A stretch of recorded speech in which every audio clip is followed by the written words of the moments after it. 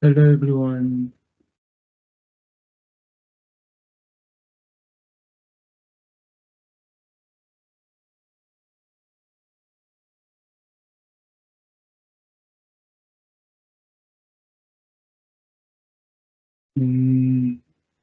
Now,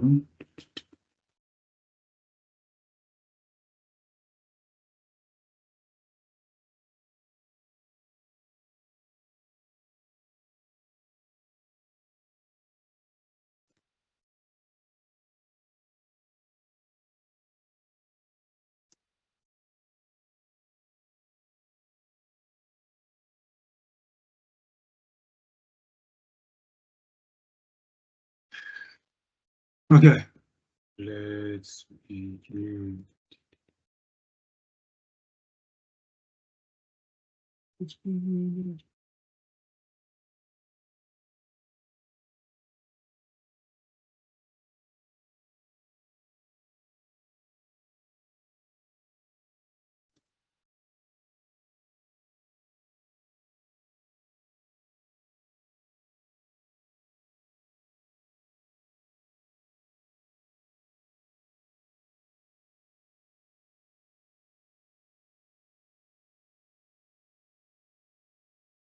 Mm.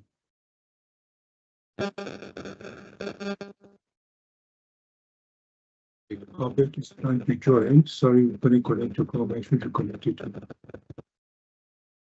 Oh, Albert cannot join the call. Uh,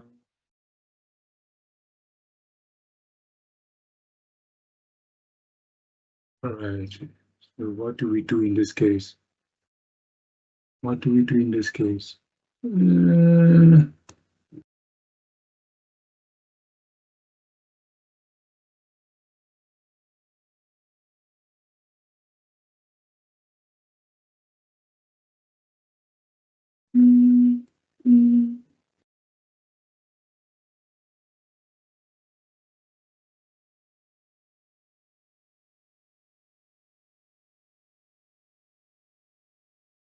Yes, so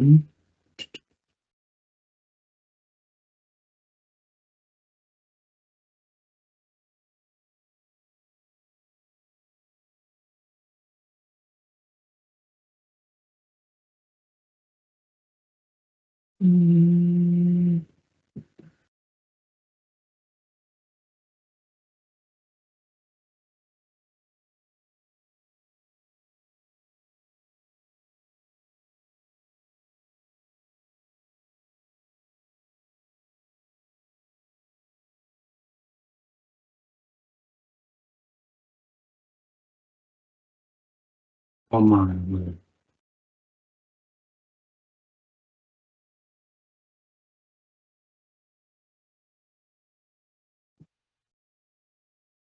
Okay, shall we begin? Because at this moment, um, Debbie is not here. Albert is trying to join me.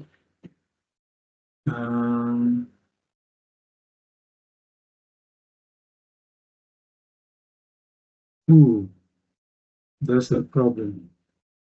Albert is having difficulty connecting. And let me find out if Debbie is still around.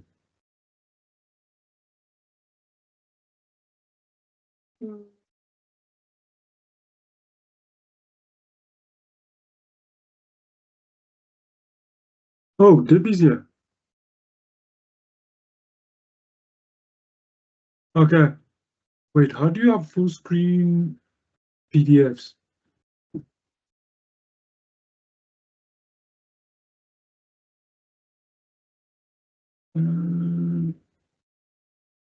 Full screen is control. Oh, okay. So,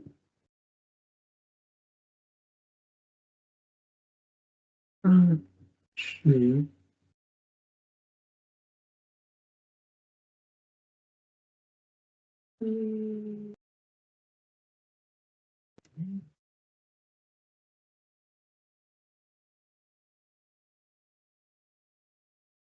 Okay. Welcome, everybody, and thanks for joining. Unfortunately, Albert is trying to connect, but he's having connectivity issue. Well, he lives in a farm now, so he's, for some reason his connection drops. But yeah, and Lungisi, unfortunately, he's on a business. He has a business commitment, so he won't be able to join. But he sent a video, so because he didn't want to miss this day, so he joined. Debbie's here, so welcome, and to everyone that accepted the invite and joined, welcome. Today's Youth Day, so for all the youth of South Africa, happy Youth Day. It is a day that we commemorate to based on the history of Youth Day 1976. A lot of young people gave up their lives so that the youth of today can have the opportunity to have better education and a better life for everyone. So we can begin. So ideally, this is the day we just want to create this day for you to, understand what is IT and what the IT landscape is at the moment. IT always constantly changes. So we decided that because it constantly changes and the technology is constantly advancing and everything else, it is better for everyone to understand, if you want to enter into this career, what IT brings for you. So we have a few rules that we want to present. So this is just an information platform. So we want to give as much content as possible for you to get enlightened. So we expect that everybody respect one another. No foul language. There's no such thing as stupid questions. So feel free to ask questions.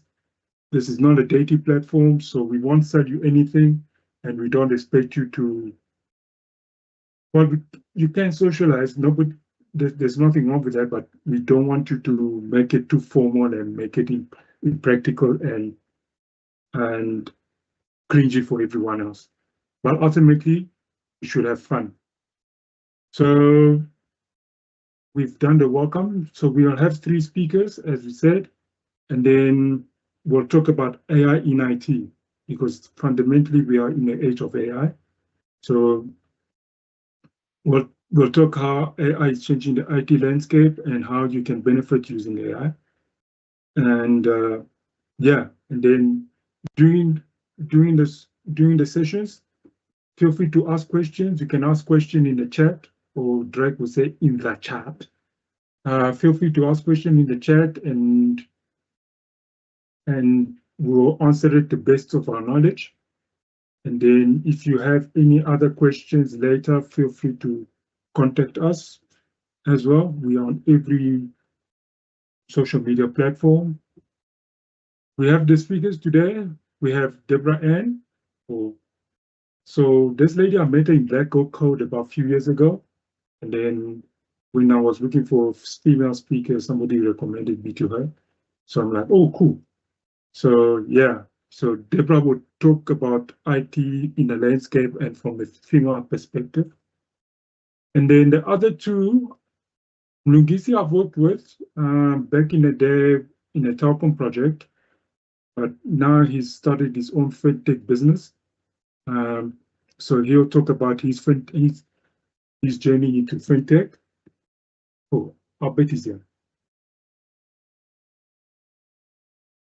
So Lungisi will talk about IT in the fintech, and then Albert, welcome. I'm just introducing you. So Albert is a founder of a tech startup, a tech company as well, and he's a beekeeper. So he's also got this. So he's also built a solution to maintain his bees, but he'll explain it a bit later.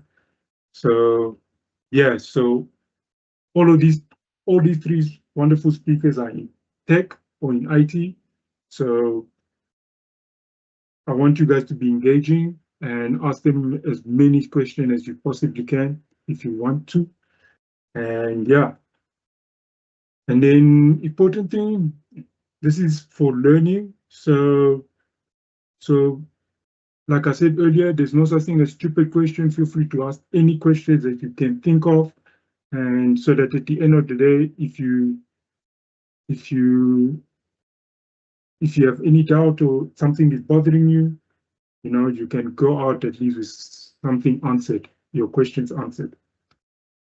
And then we are on social media. So if you want to engage with us, you can engage with us. On the link tree has links to all our social media. We have a WhatsApp channel, we have a Telegram channel, we have a Discord channel. We're on every platform that you can think of, from YouTube to Instagram, Facebook, TikTok. We're not on Chinese sites, but yeah. So we're available on all of these platforms. And then we have a survey link, which is the second one at the bottom, that we want you to fill up a bit later, so that we can know what worked, what didn't work, and and what we can improve later. So yeah, so if you can join us on and subscribe to all our channels, we'll engage from there. And we are pretty much very active, so you can also, if you ask us any question there, we will answer a bit later. You can answer when you can. If we don't, we will find somebody who can answer. So let's begin and let's enjoy this day. So, all right. So beginning, we'll start with, I know Debbie has a flight later. So if Debbie is ready, we can start with her and let us, and then let her present a talk quickly.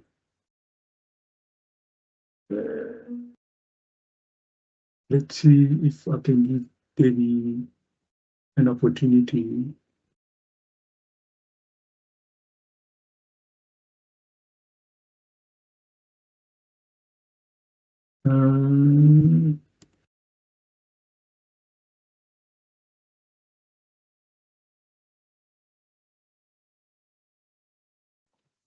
Hello. Hello. Good morning.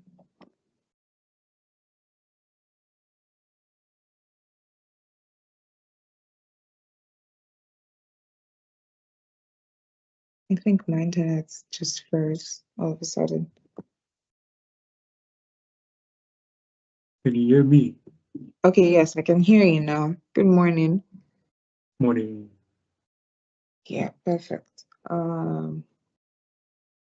I can share my screen, right? Yep. Okay. Do this first. I'll mute my camera. Okay, thank you.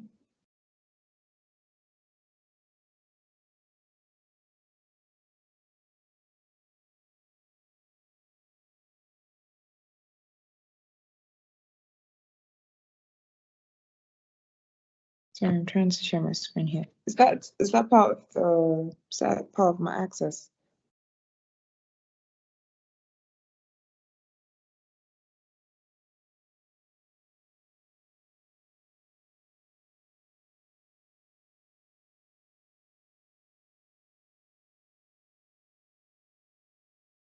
Wait, is your share screen enabled or disabled? Yeah, I don't find it here. I don't think I can share my screen here. I have no idea how to take that. Okay. Unless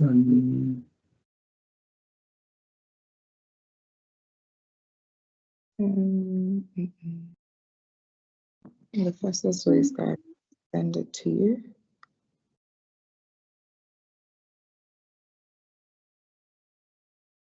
Mhm.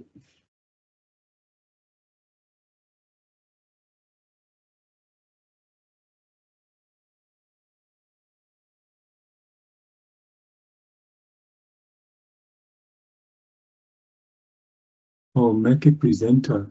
Okay.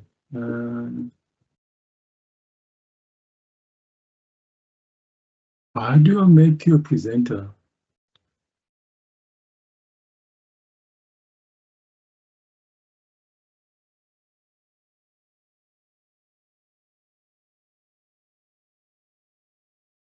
Okay, I just sent it to you via email, so you can just share your own screen again, and then I'll speak through it.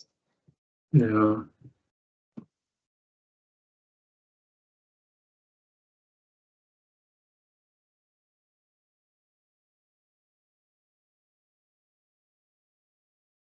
Okay, I made you a presenter just in case. So you should have the opportunity to share. Yes, okay. Perfect.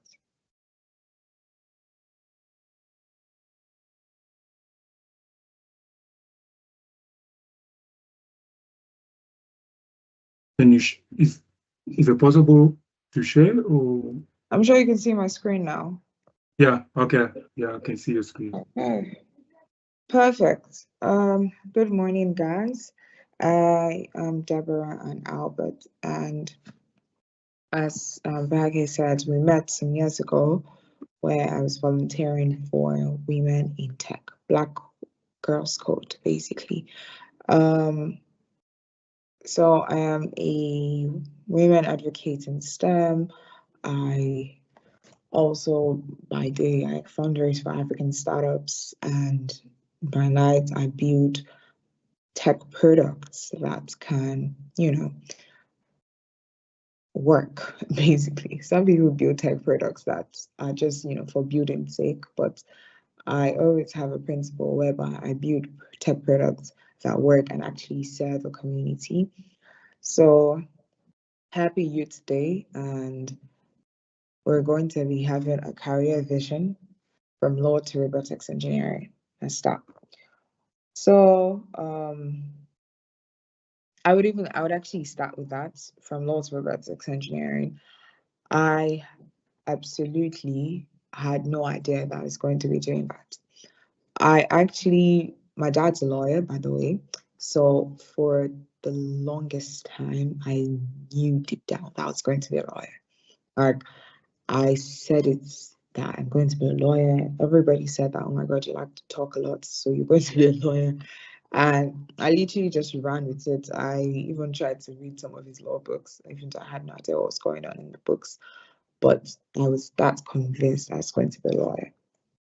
And I think the summer of, I don't know what year that was, but I was 13, and it was the summer, and I think my dad suggested that I go to a coding camp, and I was like, "Ugh, I don't want to do this, to be honest." Like, I was so mad. I was like, I really don't want to do this. I don't want to go to this coding camp, because at that time I had actually changed my decision. I didn't want to be a lawyer again. I wanted to be a marine engineer. And that one, I was so hell bent on being a marine engineer. So he was like, "Oh no, you don't want to be on sea. Like, just try this out for the first time." And I said, "Okay, no problem." I went to the coding camp. Well, it's not like I had a choice. I really had to test it out for myself. So I went for the coding camp, and at the coding camp, I was supposed to learn mobile app development and web development. That's what I learned at the coding camp. So I got there. Upon getting there, the entire class was filled with so many boys, actually. And that's not a problem, because my instructor was actually a woman.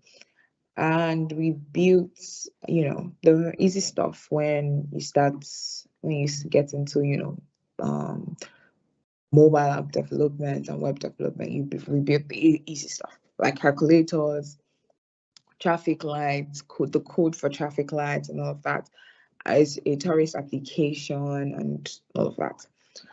So that's what we started on. And I remember when my first code worked, it was for a calculator. I spent all night working on that thing. And and by the way, at the point, I had like a laptop problem. So my battery had a problem where every single time the battery moves, like the charger moves out the laptop or something, it goes off.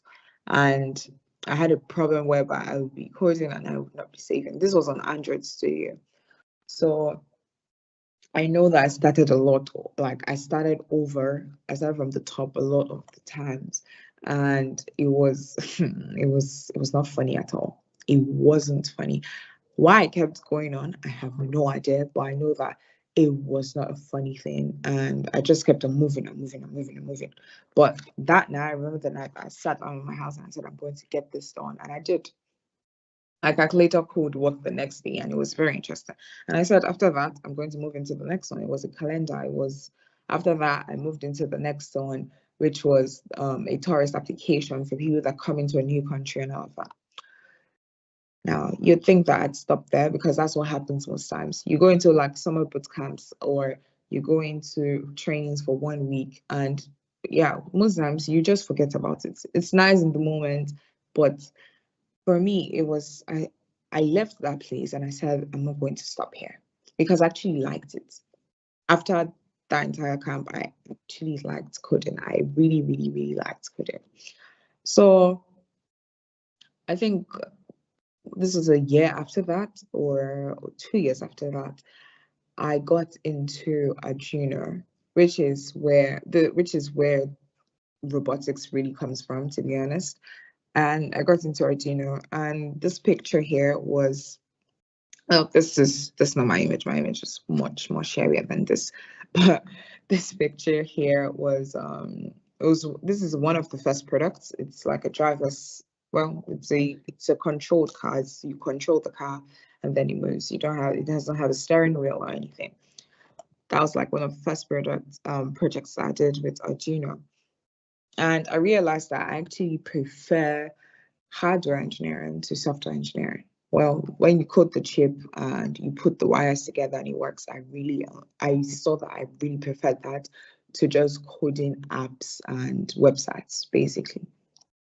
So I took the initiative and I said I was going to build something that's going to last in me, something that's going to work for a very long time. So I remember this day I sat in my room and I basically wrote the code for a microcontroller bionic eye for blind people. It obviously has the ultrasonic sensors, it has the beeping stuff for, when you come in contact with something too close, depending on the meters and everything. So I basically made that overnight and that was my first project.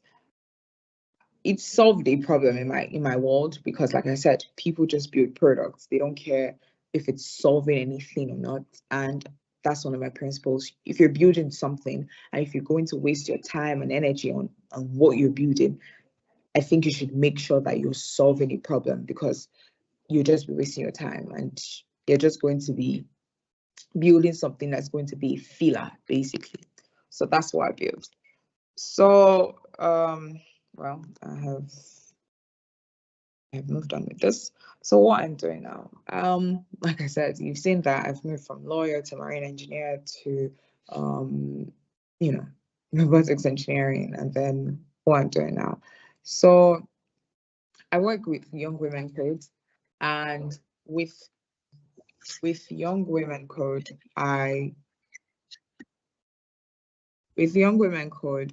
I basically help girls in technology. Sorry.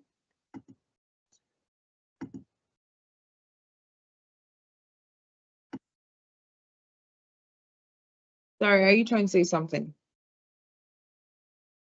Nah, I think Abed just logged in and then he forgot to mute. It's fine, you can carry on. Nobody Nobody's bothering you. Okay, thank you very much. Yeah, okay. So I work with Young Women Code, and we're basically sponsoring and inspiring girls' careers in technology, all the way from them learning different courses to them having, well, also women, girls and women, from learning different courses to building technical startups and things, technical products that actually work, and helping them get those products funded. So we're building skills beyond code, creativity. We're helping them be creative. And we're also empowering women in tech leadership and in strategy. So we also have digital literacy, where we are of the belief that tech is not just about coding, and we really try to also, like, for the women that we're helping, we try to inform them that, like, there are different tech paths and you can take any tech path that you want, basically. But that's basically, well, I want to summarize what I'm doing now, to be honest. And I feel like this is one of the things that I hold dear to my heart, that matters the most to me, Young Women Code. I'm not coding anymore, right? I'm not sitting down in front of my laptop screen and coding all the time. I miss it, I'm not gonna lie, but this is a different tech path for me, because I understood that, like, I can still be in tech, I could still be the tech ecosystem and not code all the time. So that's the path that I chose. So I would also like to let people understand that you don't necessarily have to code all the time to be in technology. So tech career paths, at a very young age, I became a global nominee. I became nominated for Rising Star. I got a global recognition award. I became a board member at a very young age. I'm not going to say my age, by the way, so just for context sake. So, and then we've partnered with different companies like Microsoft, Google, Dell, and MoneyPoint. It's a fintech. It's a unicorn fintech in Nigeria, actually. So all these are things that have happened because of the path that I chose. Maybe if I became like a coder or anything, like, I would still have all these wins, or like it might come later or something. It would still come anyway, because once something's meant for you, it's going to happen to you. But all these things have happened at this speed because of the path that I chose. So let's move on. So I don't know if I mentioned this, but when I had the boot camp, I was 13. So lessons from 13-year-old me, I thought I really needed to be ready. I really did not. I actually jumped head into every single thing that I did.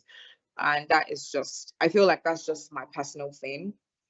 Most people think that they need to be overly prepared all the time. I'm not saying that you should apply to a job that you have absolutely no idea on, but I feel like if you have the standard, right, and you apply to a job and get hired, and in that job they tell you do something, your first approach to what they tell you to do shouldn't be, I don't know how to do it.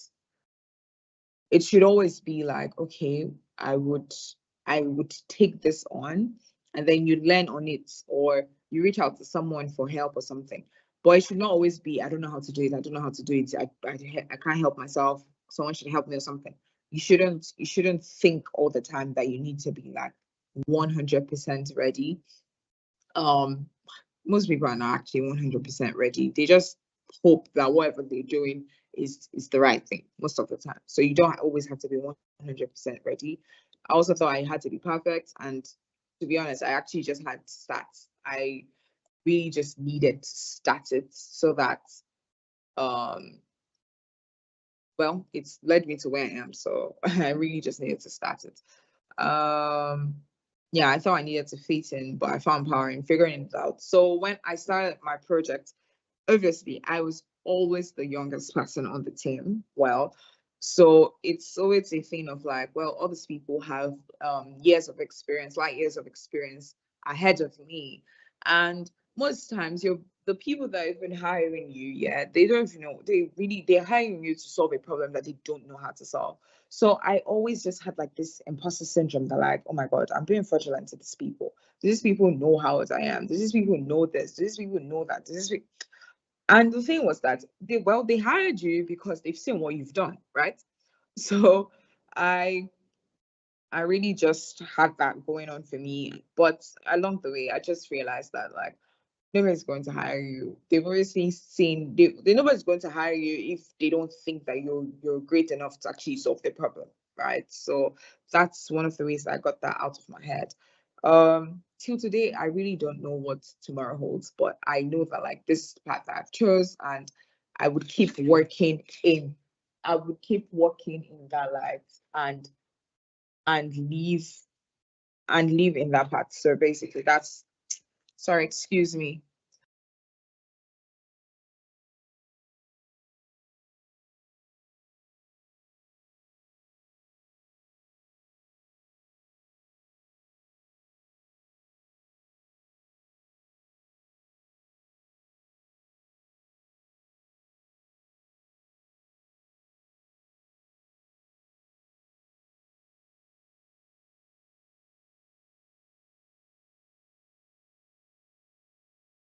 Okay, so sorry about that. Okay, so moving on, what I want you to know, you don't need permission to begin. You're not too young or too late or too different, because in a Young Women Coach, we're very inclusive, and it's not like inclusive on gender or anything. We're very inclusive, we're very age inclusive, because old people also think that they're too old to start something new. And young people think that they're too young to start something new. Well, I was young and I also thought that I was too young to start something new.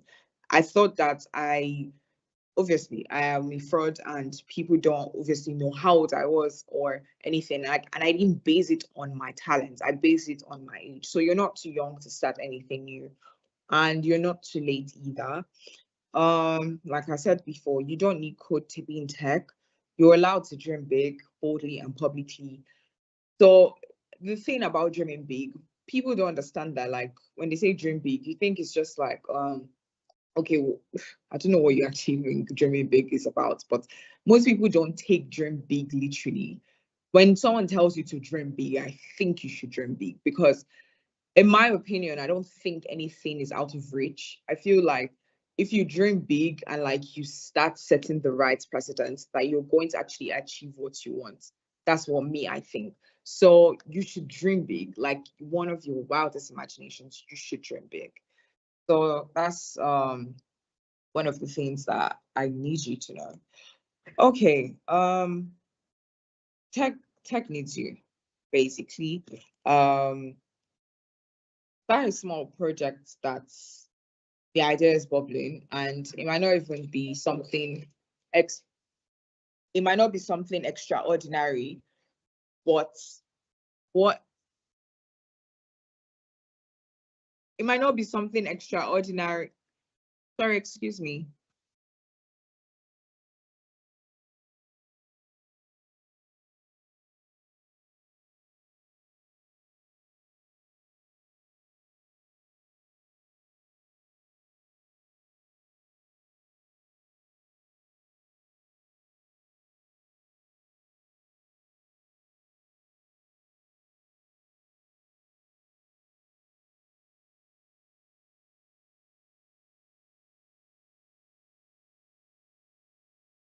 And I'm so sorry, I'm back. Um, okay. So yes, as I was saying, tech needs you, yes you, and you don't have to build something. You don't have to start building something extraordinary. It could be something extremely small, but you wouldn't know how big it's going to help somebody. So now there's a short story. I had a mentor, and what he built, well, he currently works at Microsoft, and then what he built at the time was like a file management, right, for a soil for a fertilizer manufacturing company. Basically, they produced that, and then they needed like inventory of like where their goods are going and everything. And if you're building, if you're obviously in the coding world, like that's one of the basic stuff that you build when you first start your projects, right? But then obviously it's very often overlooked. But these people needed that, right? They really needed that. They've been doing stuff manually for like all the years that they've been in existence. And he just came, started working with them, and he presented this inventory stuff before them, and then they bought on the idea and he kept on building.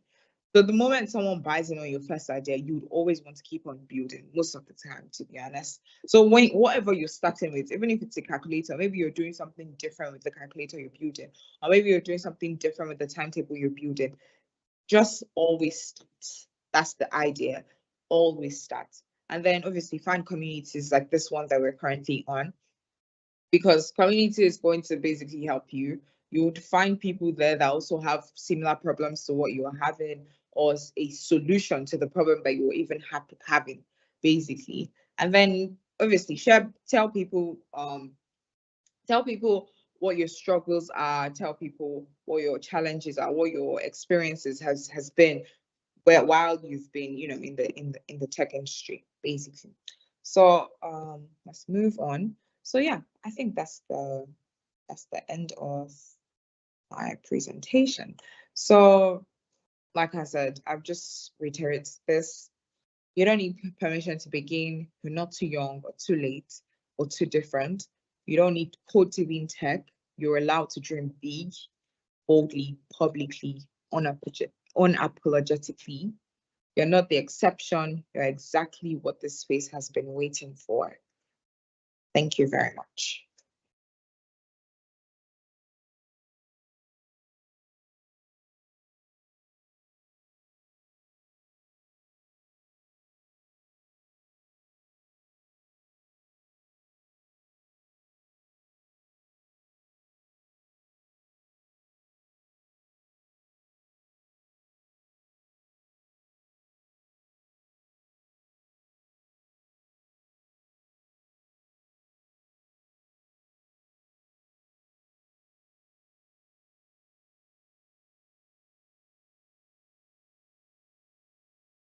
Okay, so I'm done bragging. Does anybody have any question for me? So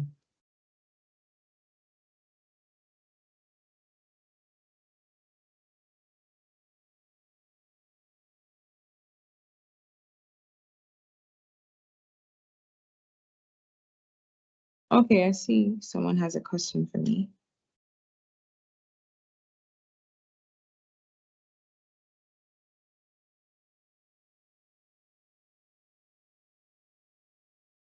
Morning. How are you guys? Well, thank you very much. I'm good. I wanted to ask. Sorry. No, carry on, please. Yeah, I wanted to ask. You say that you went to a training camp and then you started doing the codes and robotic and stuff. So after that, did you go to university or you studied by yourself, or how did you do that? So I've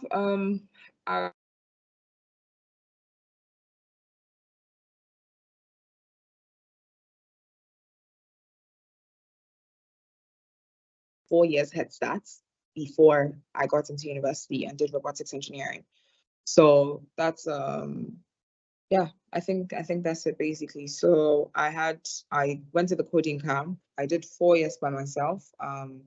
And then I did university robotics engineering. Yeah. Okay. Thank you. That's all.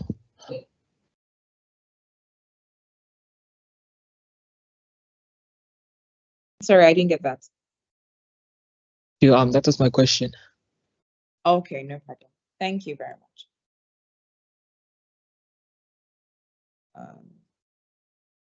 Anybody else have a question?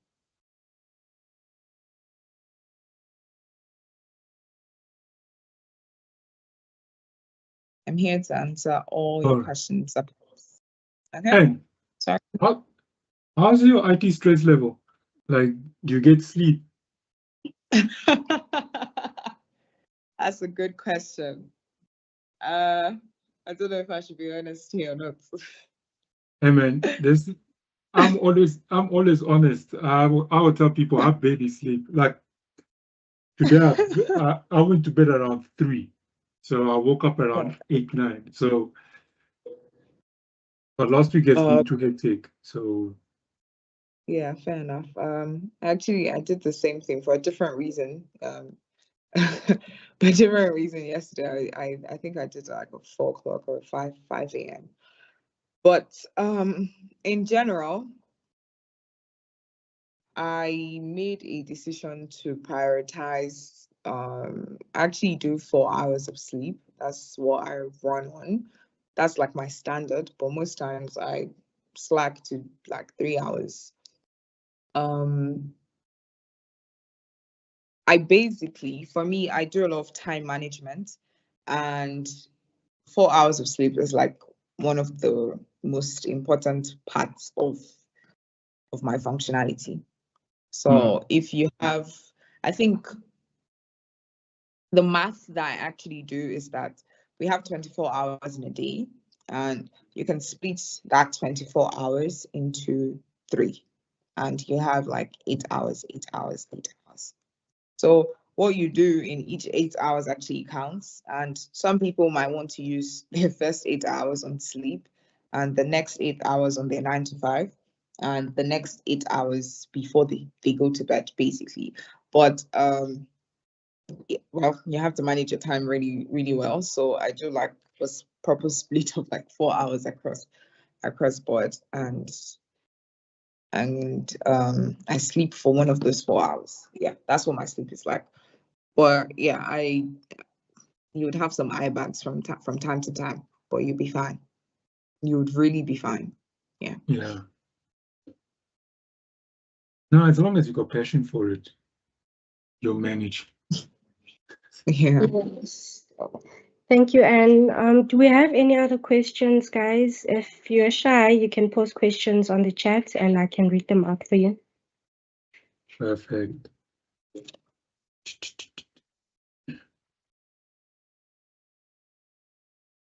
No, no, yes, no. Okay, thank you, Debbie, for your insights. And I know you got a flight later today, so have a safe flight wherever Thank you're you going. so much. Yeah. Thank you so much. Wait, there's another question. Okay. Wait, is coding hard? No, coding is coding is not hard once you understand the fundamentals and the basics, to be very honest. Once you understand the fundamentals, once you understand the basics, you'd see that coding isn't hard, to be very honest. It's once you realize that like you have a problem solving skill, right? When you want to solve problems and everything, you'd see that coding is not necessarily hard. Yeah. Yeah.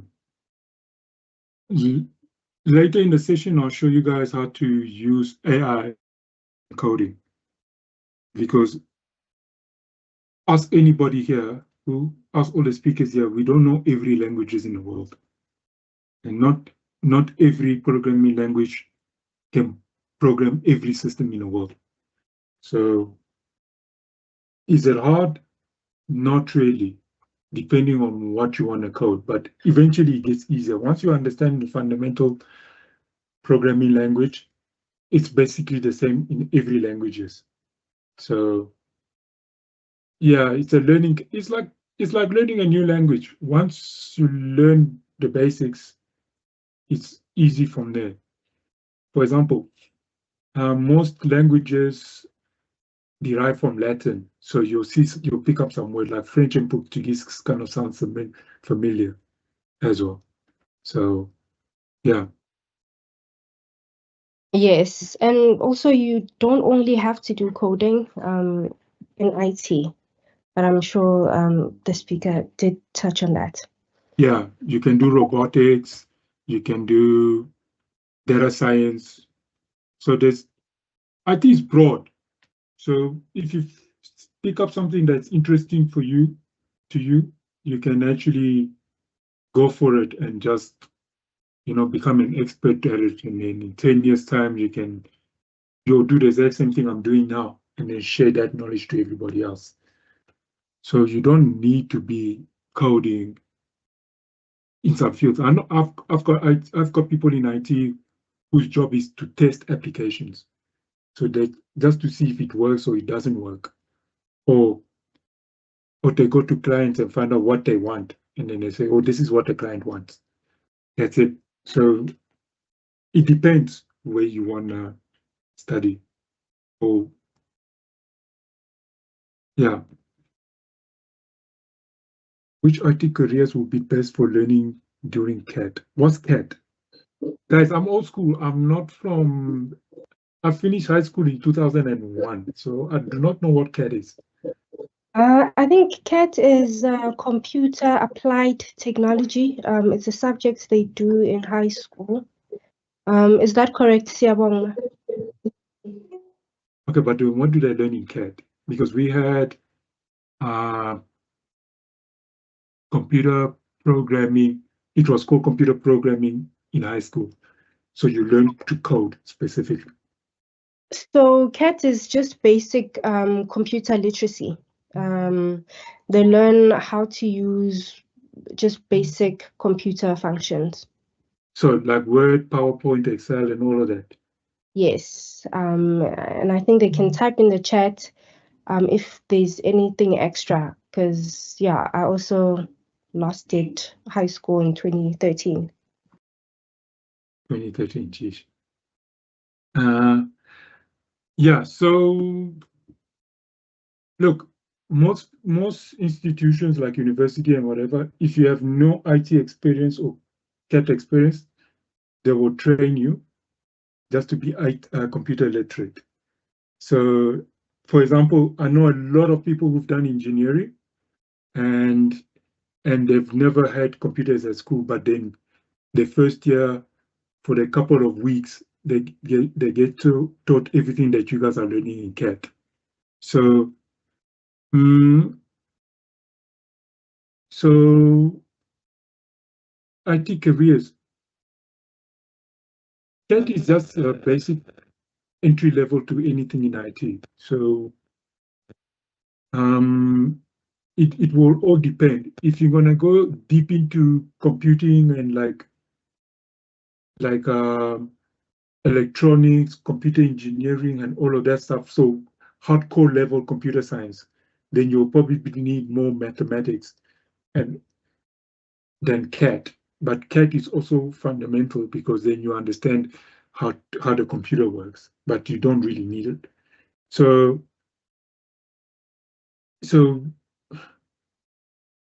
university, as a lot of institutions will already train you, will already upskill you to the level where if you decide to take any field in IT,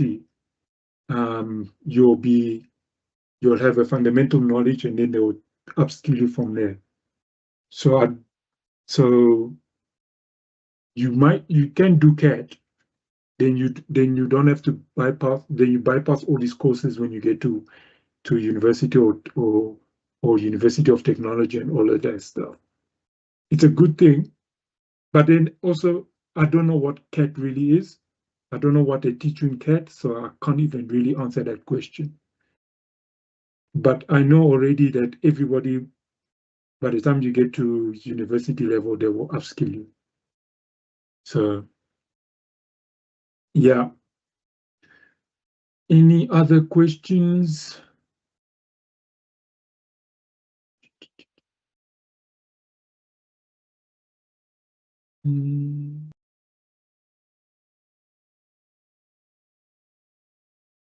No, yes, no.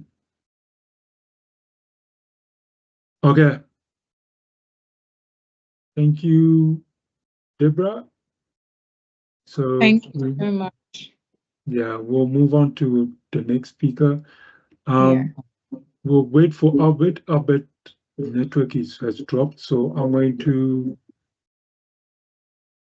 I'm late. I'm hearing myself. I'm going to show I'm going to go to Mlungisi's presentation now because he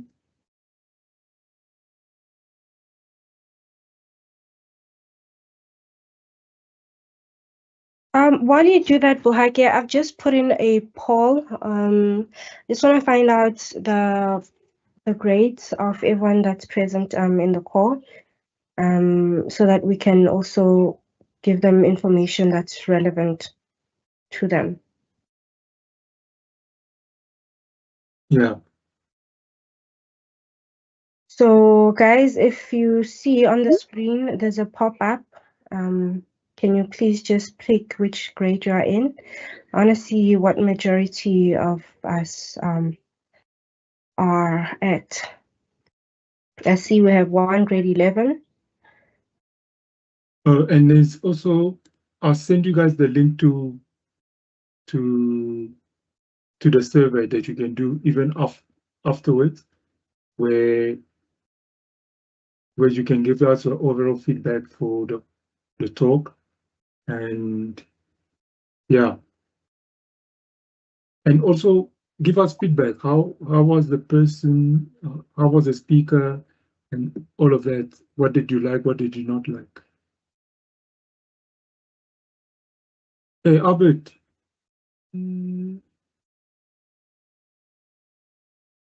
Hi, Albert. How are you? Morning, everyone. Morning, Waki. How are you doing? I'm good. Good, I see thanks. your Good, network thanks. keeps dropping. Yeah, my network is absolutely horrible, guys. So I don't know how I'm gonna do it, but I think we'll try and figure out something quickly and see if I can just run through what I have to say, and then hopefully you guys get some 1 or 2 beats out of it, and hopefully it's gonna be helpful for you guys also as well. So yeah. Yeah. Do you want to do the talk now, or do I do it later? Because the other speaker is not here, but he gave a video for us to showcase. So I can give it to you now while you're still here, or will the network be better later in like 30 minutes or so?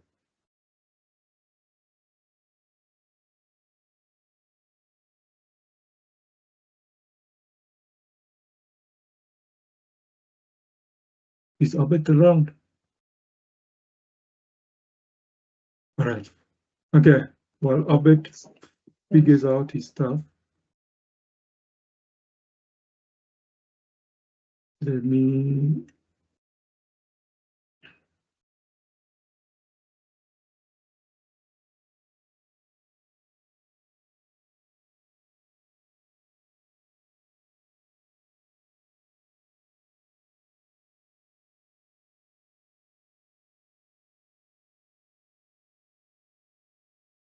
Let me present. All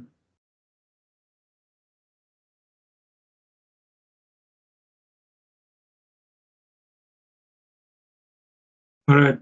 Can you guys see the screen? Yes, we can. Okay. So Blue's supposed to be here, but unfortunately he had to excuse himself. So he sent his apologies for not attending. He had work commitment that he couldn't reschedule. So I'm going to give a brief overview of who Mlungisi is before we watch his video. So Mlu, we worked on a project for Telkom a couple of years back because he was working in a sister company that I was working in, which was part of the EOH group at the time. So at that time, he was a project lead for a specific project, and they needed an engineer, so they called me, and we worked on a specific project that I think is still undergoing, but he's no longer there, so He founded a fintech company called eCashMeUp. It's a similar, if I'm not mistaken, it's a similar business to eCoCup. So digital payment, digital point of sale system, and all of that stuff. But ultimately, in future events, you'll explain it a bit later. So without further ado, we can watch Mlungisi's presentation.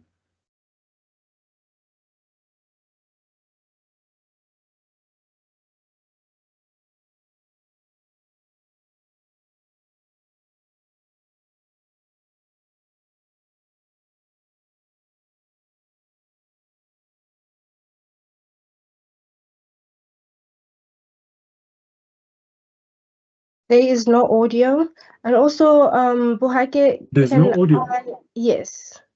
Can I enable the students' mics? Yeah, you can. Okay.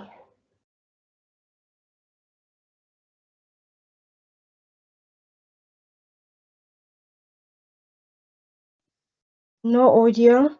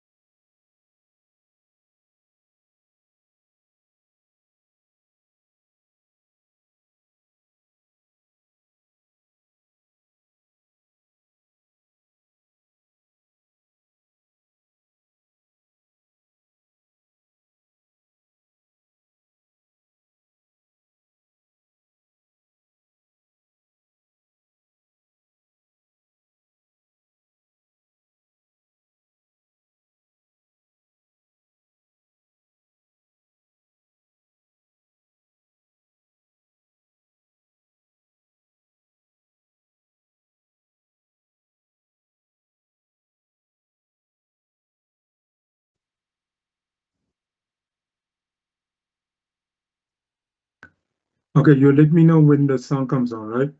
Okay. So Yes, it's there. thank you.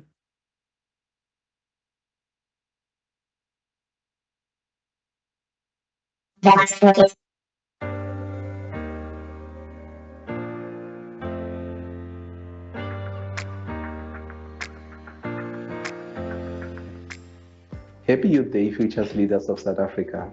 I was truly looking forward to being there in person with you today. But due to an unforeseen and pressing business commitment, I couldn't make it. However, I didn't want to miss the opportunity to speak to you on such a powerful and meaningful day. Today marks the 49th anniversary of Soweto Uprising, a moment in our history that reminds us of the courage, sacrifice, determination of young people who stood up for their right to education and equality. You are part of that legacy. On this special day, I want to talk to you about something that could totally transform your future. A career in information technology, better known as IT. Now, let me clear something up. IT is not just about sitting in a dark room, typing endless line of code, which is the best part. It's not just about fixing broken computers. IT is about problem solving, creativity, and innovation. It's about building apps that change lives using technology to solve real-world problems and creating platforms that connect people across the globe, such as Facebook, Twitter, and the rest. My name is Mulungisi Mawaye, and I'm the founder of eCashMeUp, a fintech company that focuses on digital payments and simplifying how money moves, especially for people in communities where traditional banking systems don't always reach. Like in our country, the villages. My career journey in IT has been a transformative experience, opening doors I never imagined. It has taken me from classrooms to boardrooms, from testing fiber cables and configuring network devices to gathering business requirements, building enterprise application, automating business processes, and designing digital platforms that help businesses manage their finances more efficiently. Today, I want you to know this. IT isn't just a job, it's a superpower. And with the right mindset, skills, and imagination, you can use it to build, to lead, and to shape the South Africa you want to live in. So, let's talk about the opportunities waiting for you in IT.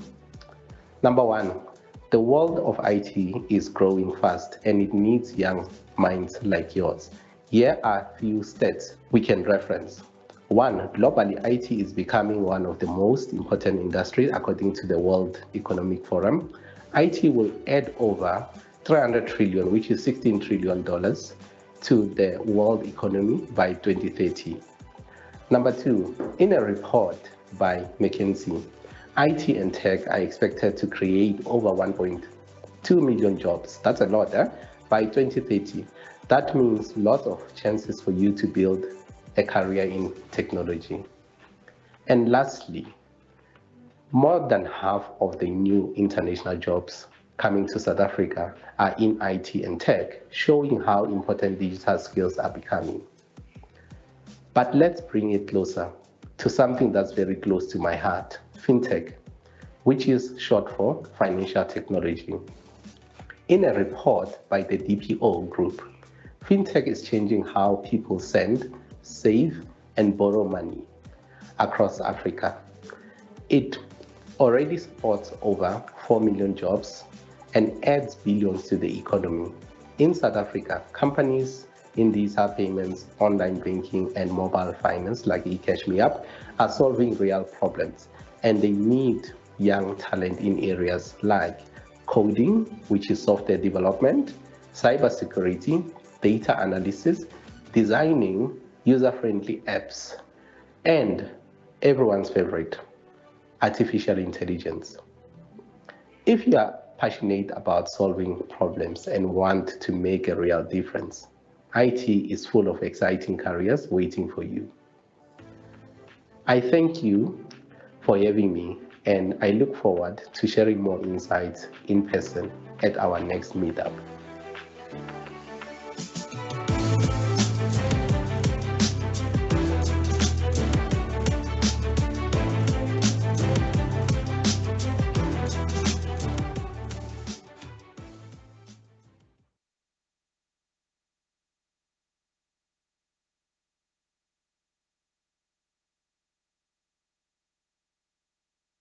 And that's Lungisi.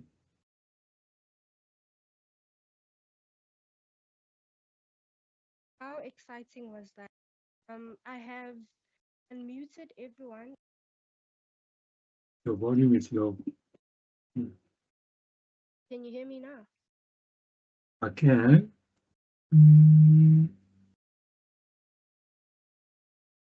All right. Do we have questions?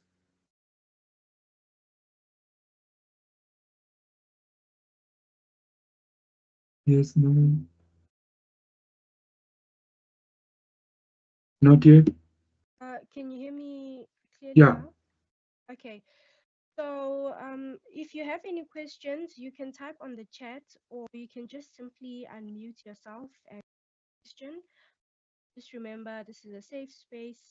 There are Oh, we are here for you, and just ask away. Ethan asked Yes. what type of coding program is best to start with. I think that's a big question. It depends. It depends on what you want to learn. If you want to really code, just starting to coding, any coding programs will work. I think Winfrey Code is one popular one. There's currently running an FAB App Academy that's just getting you to basic coding. So those are the two big ones that I know of, but that depends as well. If you want to go into things like artificial intelligence and engineering and computer science, then you will need, then coding program is not really something that will help you. You will have to go to university and learn the fundamentals first before coding. Like when I did university, I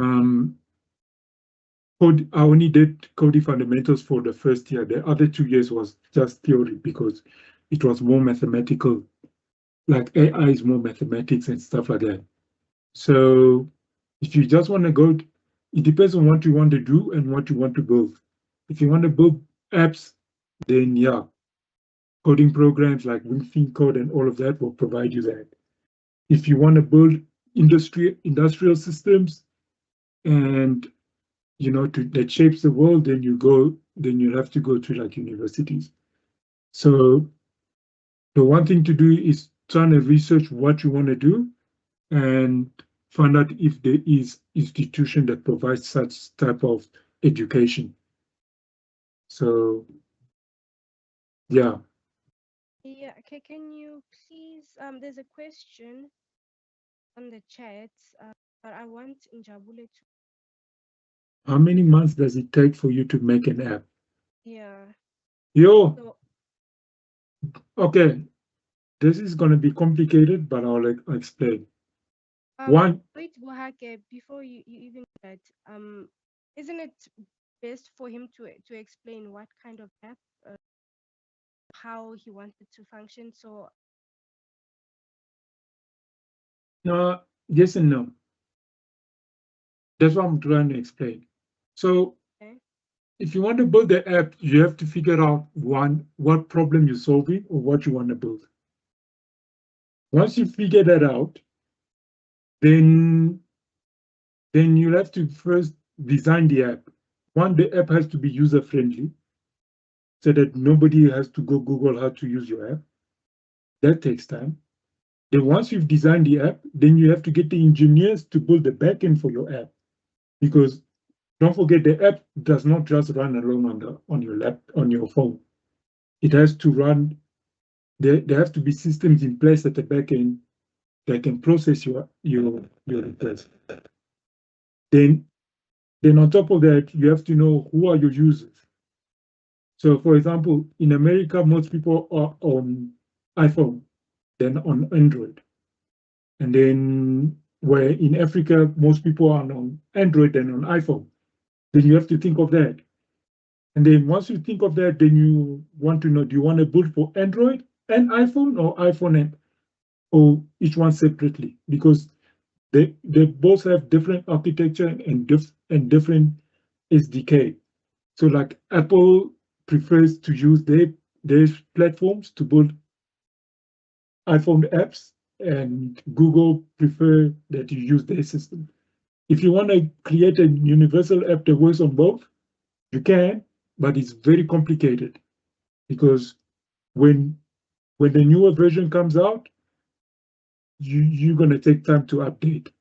So these things take time. Normally I would say 6 months, but that's me underestimating. Most app takes at least 1 year, 2 years to build. People who release this app very quickly are people who have done it for years, so they know already what to expect. If you've never built an app, it's going to take you long. So yeah, and then also the cost to keep it running and all of these things. So it will take time, it will take money, it will take resources. How much experience does it take to build an app? The question that it falls to the exact same thing. You'll have to figure out which app you want to build.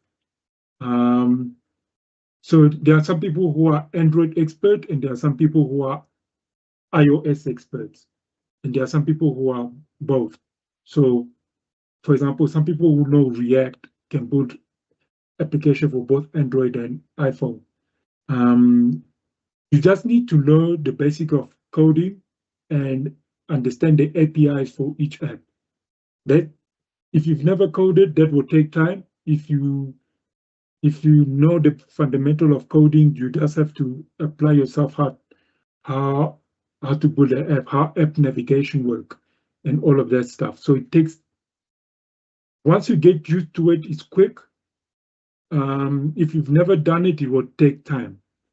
So give yourself, if you're new, give yourself at least 3 months to learn the basics, because you'll have to learn how to debug how the app works, why the app not working, and all of that stuff. That takes time and takes experience. So if you're new, it's going to be long and frustrating, but eventually we'll get there. Once you become expert at it, it's a walk in the park. So yeah, think of it as driving a car.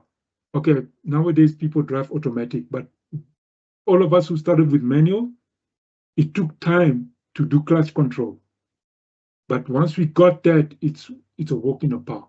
You can actually go up advanced driving and learn how to slide a car and all of that stuff. So it's the same theory.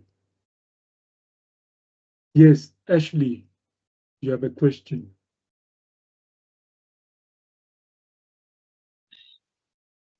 Okay, I wanted to ask, ne? So what if I'm doing commerce here at high school and I wanna when I go to university, I wanna do this computer stuff. Can I be able to do it? Yeah, I know people who came from. Oh, I had a colleague who was a police officer, and then he went into IT. So yeah, it's for everyone. There's no. Yes. Wait. Yes, I just wanted to add, I also did commerce, and then when I got to varsity system. Okay. So what do I need to have the how can I say the subjects? Okay, do I need to have maths, pure maths, and maybe okay. You need pure maths at least, but Yeah. some people still are able to navigate to, if you, let's say, you don't qualify to do if you don't have pure maths, but maybe you can take an elective to do education system. Sometimes it's not always guaranteed. Your marks need to be. Is it not like a pressure? Let's say I get some people are doing CAT in high school, and then now all of a sudden in university I do laptop and all that. I mean IT, ne? And won't it be so hard for me to to handle? No, it won't be hard. I think as long as you have told yourself that this is what you want to do, and sometimes you might find yourself enjoying it so that you spend most of to work with. Yeah, I can tell you that you'll find a community of people who are in the same situation as you when you get to varsity, and you will work together and then and teach each other. We did that as well. So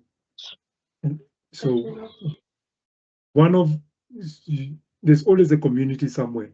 You just have to hook up together and then teach each other over time, and learn. So there's okay. Is there can I go to any university and do this, or are there specific universities which I can do this on? No, almost any university nowadays gives IT. You just have to research what they offer. So there is like each department has, for example, there's an IT department, I know, in every varsity nowadays. Some are more scientific, some are more engineering, some are more IT, broad IT.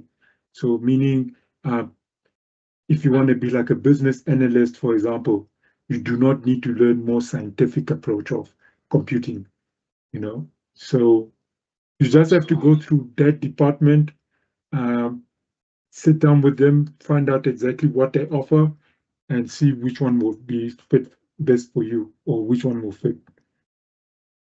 Like obviously, like for example, engineering will be, the criteria will be more strict because they need people with good mathematics. So your math level must be high. But then there are some way they say, you know what, it's a 50-60 maths is okay, you know. So it depends what you want to study. So like I said, IT is broad. Just research exactly what the university offers and the criteria and all of that. And then if you have no computer skills, some of them will give you bridging courses to get you skilled as well. So yeah. Okay. Thank you. All right.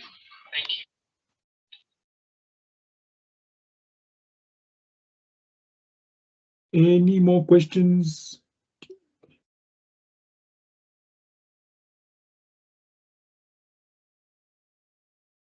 I have a question. Yeah. Wait. Who? Do people in IT use Excel? Everyone uses Excel. Is it hard? Excel. Let me put it this way: when you start working there, you'll have to use Excel. So it's not about IT. So doctors even use Excel. So it's nothing to do with IT. Excel, you have to know three things. Word, Excel are the two biggest ones, because you have to write documents and reports, and you have to you sometimes have to put things in a spreadsheet, whether it's financial reports or your task, you break down tasks and whatever, you'll have to put it in Excel. So you don't need IT for that, but you have to know that. Okay, I got my answer. Thank you. All right. Ashley. Yebo. What are the benefits of knowing the computer thing? Sorry, ask the question again. What are the benefits of knowing technology, the computer thing?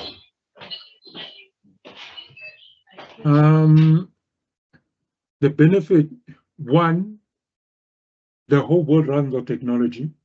So unfortunately, you cannot escape that. And two,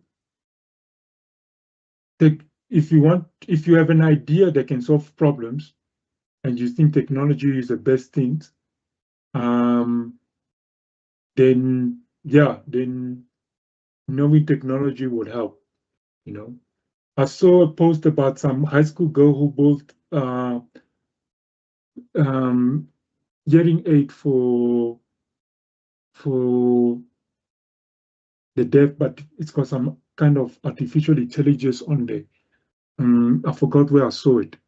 So yeah, people are building clever solutions for people with disabilities, for people who do not have computer access in the villages.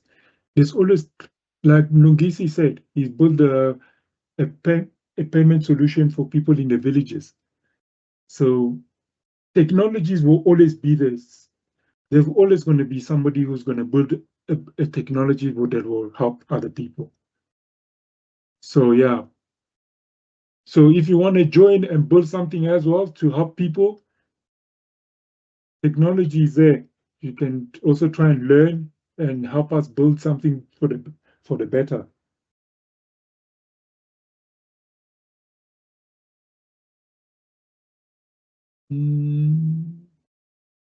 Tando. Another benefit that you can note is employment. We have a huge unemployment crisis. Yeah, you can create employment. You're right. And if you get into this type of decide to further your studies in IT, then it's to be very beneficial not only to you finding employment, but if you do missions. Yes, Tando, you can ask question. I would like to ask if the people in IT, do they set their own working hours or they follow a schedule that is associated with the company? Well, if you work in a company, you'll have to follow company hours. If you start your own startup, then your hours is your hours. It's your startup. You make the rules. But And yeah, is that hard? What? Working on your own as an IT Yeah. thing. Yes, because not as a startup, you have to worry about your employees, paying your employees, worry about SARS, paying tax, make sure that everything follows the Basic Employment Act. So you have to make sure that everything is according to law and the responsibilities on you.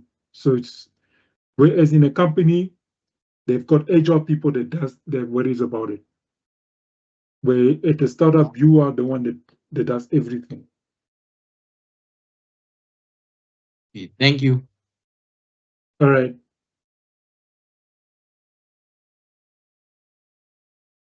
Any more questions?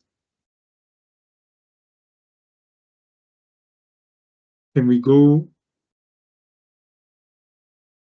to Albert now? Albert. Good afternoon, guys. I'm not sure if my network is not going to let me down, but yeah, let me know if you guys can hear me. Yeah, we can hear you. Can hear you. Okay, cool. Cool. I just wanted to say thanks, Buaki, for inviting me to this session. I think we have a couple of youngsters who are interested. I can see you guys are quite interested in IT, and that's an exciting thing. I think what I want to try and do, I don't have anything specific to present, but I just wanted to do a talk with you guys and share my journey as an IT guy. I would say, look, I'm 42 years old now, so I'm a bit old. I've been in the IT space for quite some time now, maybe 15 to 20 years. Initially, I would say, I think maybe Buaki, you've already done an introduction. So I run a company called Bluebeam Software. We're a software engineering company. We do a lot of work in the fintech space. We help our customers achieve their goals. We basically write software for them on a consulting basis. So like what my previous colleagues that have presented here have mentioned, there is a lot of opportunities in the industry, in the IT space. So again, the most important thing I would most probably stress is you have to be passionate about what you're doing. And passion drives everything. And I understand all of us come from different backgrounds. And I can give a slight view of what my career path has been like. And maybe some of it can relate to some of you guys, I think, based on the questions that I've heard, some of the guys that have asked questions here. So I'm not sure if I can share this quickly. Okay, let me share a link with you. Maybe you can share the link and then they can, because I don't know if I can present my screen here because I would have some challenges. Okay.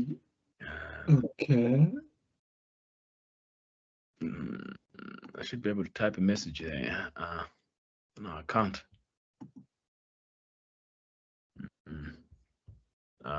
Did I lose my connection again? Can you guys hear me? Yeah, we can hear you. Okay, I wanted to share a link. Okay, I'm going to share it on WhatsApp. Maybe you can share on the group quickly. So it's basically my career path, what I've gone through, you know, and where I am at the moment. And maybe that could also help you guys to understand, you know, sometimes it's a bit of an interesting career path that I took specifically. You know, I started my primary was about 7 years, and then after my primary education, I did ordinary level, which is you know, it's a British kind of setup school curriculum. So the ordinary level, I did about 4 years of that, and during that time, it's where you actually decide which route you want to take, either the commercials or the sciences side of things. So the sciences are more to do with, you know, biology, chemistry, and physics, and the like and the like. But during those 4 years, I didn't know what I wanted to do. Obviously I didn't get the chance to get into the sciences mainstream because I didn't pass enough to get to those marks in mathematics, obviously.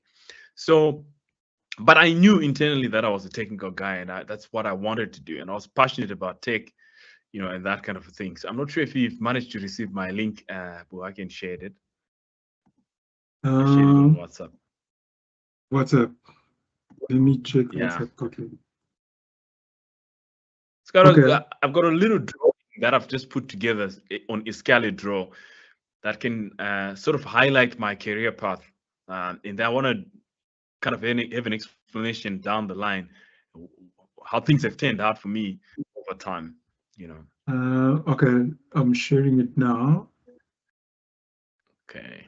Yeah, I just share it on. Maybe you can share it from your screen, or there we go. Let's see if okay, cool. Yeah, just center it a bit. Let's see if we can just go up, center it a bit. How do you center a thing? Just drag at the center. Yeah, just drag on the center of it. Yeah, drag. Sorry, I think it should be able to drag. Yeah, drag it like that, and then drag up. I'll use the hand cursor there.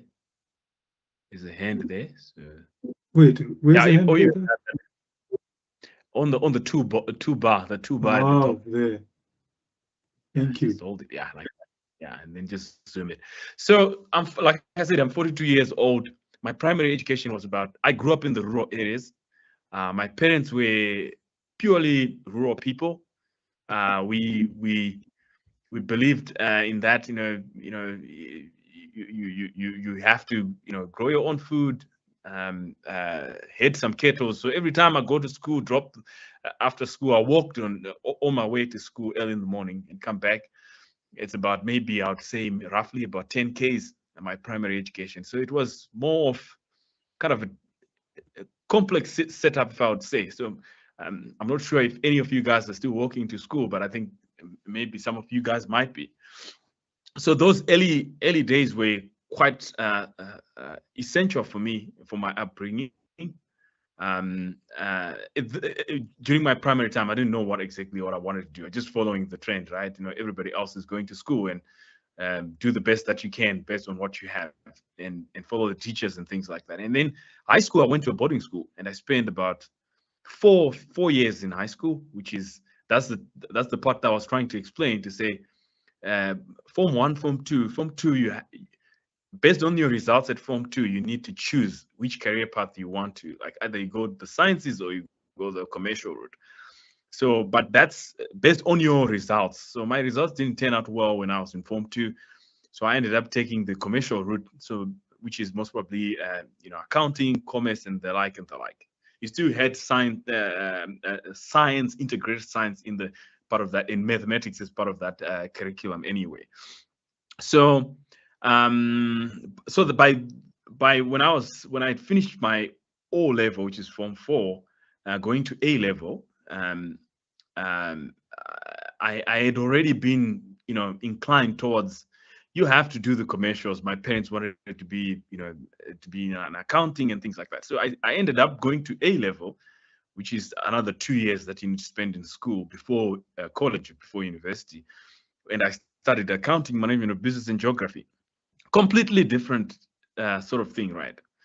But deep down inside myself, I felt like, you know, I was a technical guy. I was passionate about technology. I loved the idea of actually picking on things, finding out how do they work, what is behind. So that you know, I was kind of inquisitive. So my passions were sort of intense towards the technical side of things. So I was a technical guy. So year 2001 was an eye-opening for me personally. I think most of you guys most probably might be in that particular scenario. I had one colleague who asked a question like, if I have studied, you know, commercials, can I go and do computer science completely different? I mean, all I say is that, I mean, there is a lot that comes with passion, and if you follow your passion, most likely things will go well for you, because you don't feel like you're working. You don't feel like, you know, someone else is telling you to do certain things. You are more excited. You're more excited to follow that path, right?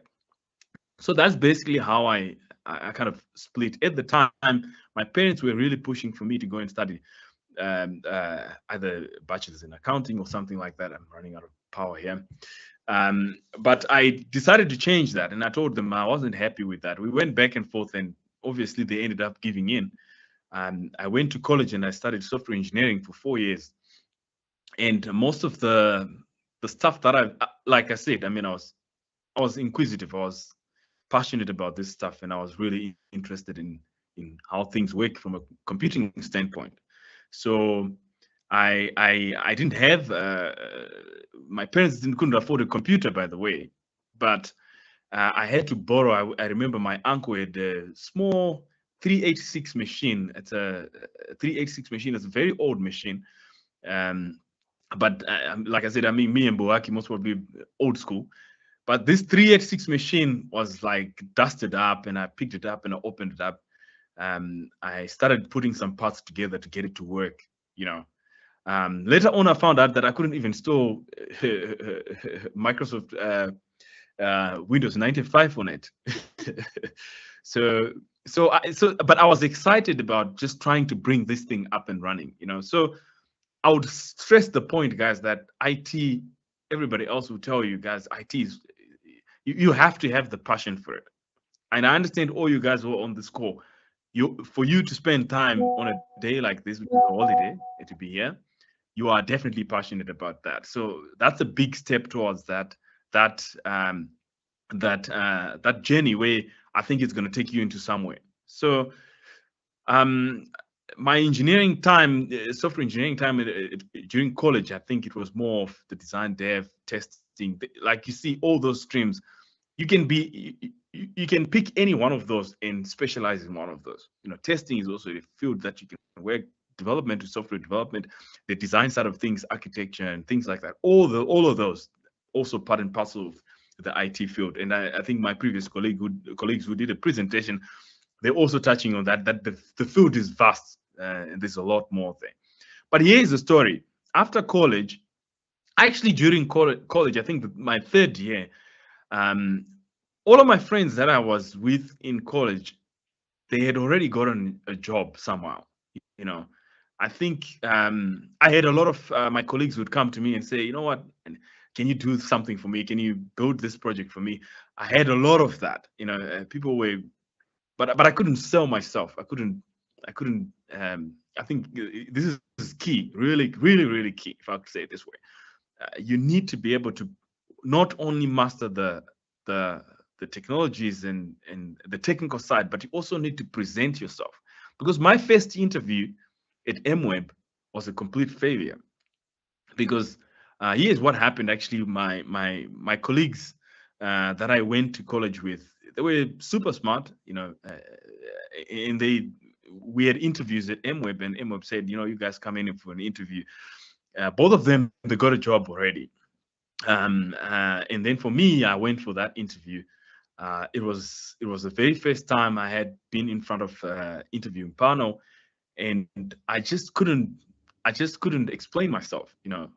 But if I were to compare myself with my colleagues that I had gotten the job in class, from my results from class, I mean, I was on top of my class, but but it got me really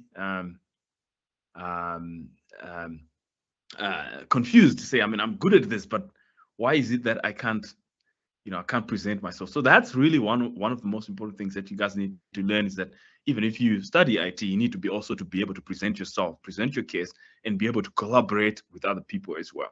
That's a key thing. So my first interview didn't really work out well. So my first stint, it was more of another colleague of mine coming to me and say, we've got this project that I want you to build. Again, I would stress that there is a lot of challenges in the world right now that if you can identify or you can come up with a solution, there's a lot of people willing to pay a lot of money for that, or pay a lot of money for that, while at least you're doing something that you love doing. So that's really, I think, one stepping stone towards my career that actually changed the whole thing completely. So back to that story is that I met this guy who was planning to build a platform for a money transfer agency that would transfer money from different countries into a different country using different currencies and interacting with banks. And at this point in time, I was using a very old technology. I'm not sure if you guys are familiar with it. I mean, there's so many technologies that have changed. Like Boaki said, I think we built this using COM components on Visual Basic. So Visual Basic, I think the early stages, I think 2003, 2004, .NET was kind of coming in. Microsoft was really doing well in this space. So Microsoft .NET and the .NET technologies were really ramping up. Java was really cool, I think, but there were a lot of other technologies, a lot of fights in the tech space between Linux and Windows and the like and the like. So that really helped me prove myself. I couldn't present myself well, but technically I was competent enough to build stuff because I was inquisitive. I always pushed the boundaries. I always trying to figure out why things work in a certain way. I think that's the key trait that a lot of youngsters we have. It's more of, guys, you know what? I think IT pays well. I want to jump into IT, but it has to be extra more than that. You have to be inquisitive. You have to be willing to put in the time. You have to be willing to understand why certain things work and why do they work in that way. And I promise you, you'll be rewarded really accordingly if you take that chance. So my first stint, like I said, was not a formal job, but it was someone who knew me at college that guy was really good at what he's doing, but why is he not employed? And he just spread the word around, and somebody else came to me and said, I need you to build this thing for me. I sat down, I spent a lot of time building this platform. And guess what happened after that? Word of mouth always goes around, and this particular platform that I built, it was like around 2005, if I remember correctly. It got the word to other people who are in the banking and finance, and they wanted to meet me and find out what is this that we were doing that was helping this particular startup, if I would say it at that stage, doing better than what they were doing. So you can tell that, that journey helped me a lot in terms of shaping my future after that. I've done a lot of stints, and I won't explain a lot more on that, but I just wanted to highlight this, that you have to be passionate. You have to be loving what you do. If you want to go into the IT space, there is a lot of vast things that you can pick off there, but you have to have this this passion for tech, wanting to know why certain things happen. After those stints, I think I worked at a variety of companies. I mean, Cyberblex Africa was one of a Canadian-owned company where I spent a lot of time there doing a lot of delivery work. But all these steps were stepping stones into a point where I had to reinvent myself. 2012, I decided, I think I wanted to because again, I'm always looking for identifying challenges. Where there is a challenge, if you have a solution for it, there is a chance there. So you go there and do your part. So 2012 was a completely different time for me. I opened up a company called Bluebeam Software. So Bluebeam Software has grown over time. We've been around for maybe 13 years now. We've got about 30 30 plus engineers. We help companies in the banking and finance sector, not only in South Africa, but across our borders as well. We're also in the cross-border payment space where we do work for countries like New Zealand, Australia, UAE, only to name a few, Canada and the like. So we've actually strengthened our purpose over time, because we believe that if you can always identify challenges and build solutions for those, there's a lot more to do. Like I said, I think Buhaki has already mentioned, I'm an avid beekeeper. I love beekeeping. I do it as a passion of mine. We've actually spawned a product out of this called Hive Pulse, and you guys can check the website. I'm going to share it with you. It's an end-to-end product where the initial phases of it, I actually spent time. Again, I was inquisitive. I never studied electrical engineering, but I went in and read about how to build hardware. And what I've done with this particular hardware is that I used, I'm not sure if you guys have shared the technical details, but there's a small tiny microcontroller called an 80Tiny85 module. You can buy it off the shelf. It costs you maybe 60 Rand or so, or maybe less, or even maybe 50 Rand.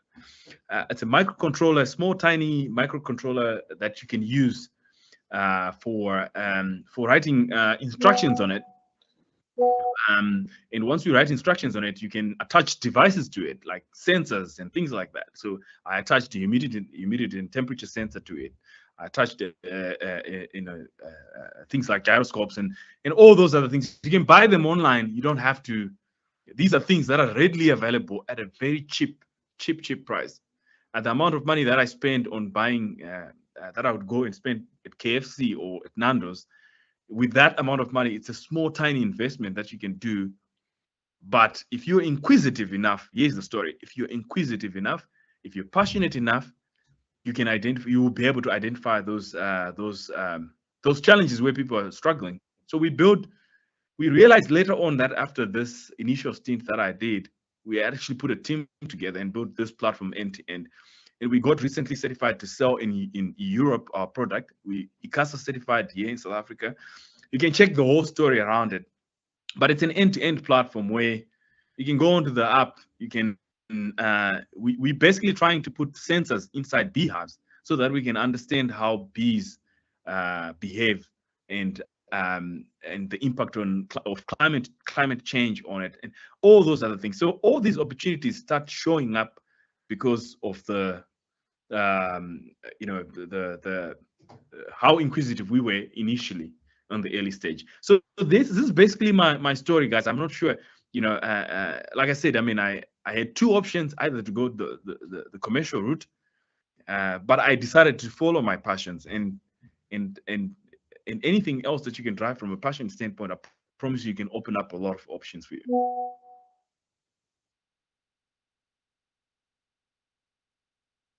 So sorry, guys, my son is just busy bothering me. But again, that's my story. If I could just highlight that.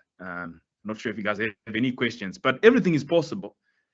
It all depends on how much time and what are you spending your time on.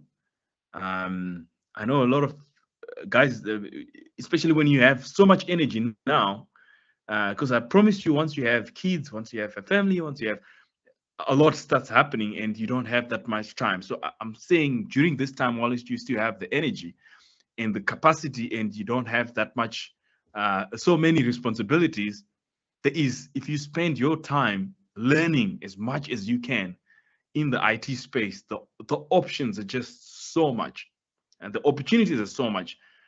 You might build some.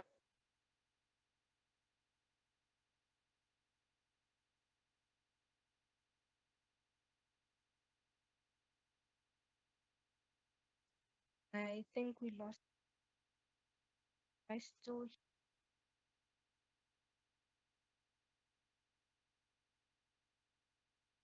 Abed,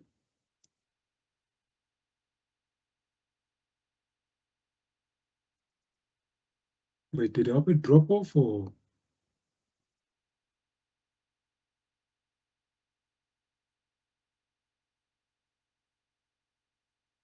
Okay, while we wait for him, I think he's still on the call.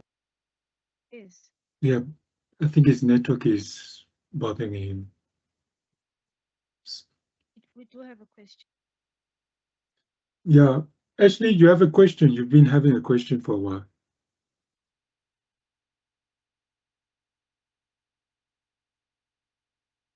Oh, he dropped off.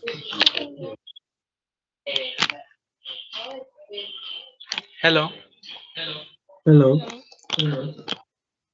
So I wanted to ask about this.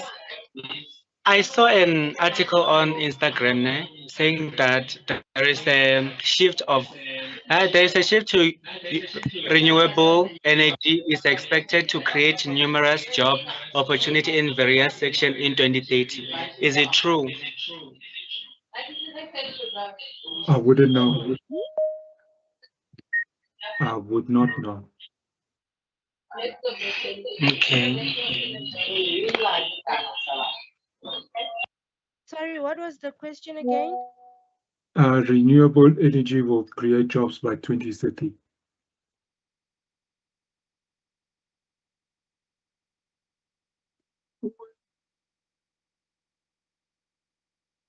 Albert,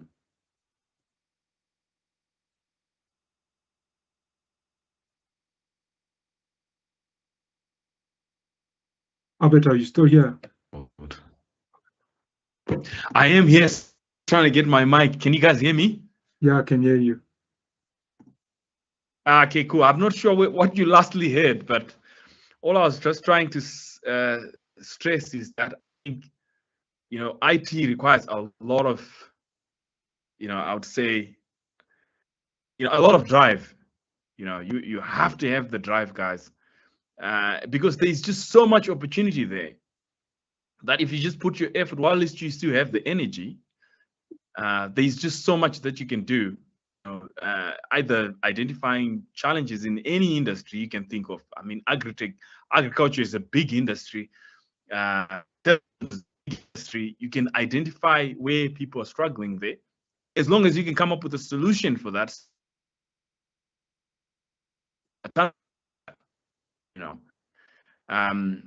but you realize that while you're doing it, you're actually doing it because you love it. No one is going to come in and say, you're not going to ask yourself a question like, what am I doing? Why am I doing this? Because the moment you start feeling like that, then there's a big issue.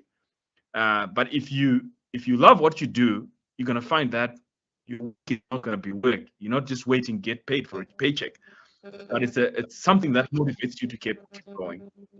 Yeah, my apologies, guys. I think that's all from my side, Bohaki. I'm not sure if I've missed anything here. No, but we have a question. Ingrid.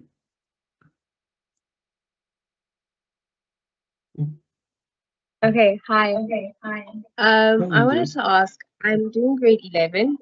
I'm doing CAT, Computer Application Technology, right? So when I chose the subject, people were like, you don't need CAT for university. It's not part of university requirements. The AP score is not considered. My question is it true that it is not required in university? Okay, before I answer, what is CAT? Because I've been trying to find out what CAT is. CAT stands for Computer Application Technology. Yeah, no, I get that. But what do they teach in CAT? They Sorry, mostly if I teach, could just help out. CAT teaches you the basics of IT, HTML, Word, and Excel, but it just teaches you the basics. It doesn't really go deep into IT. Okay. Yeah, thank you. So your question is it necessary or not necessary?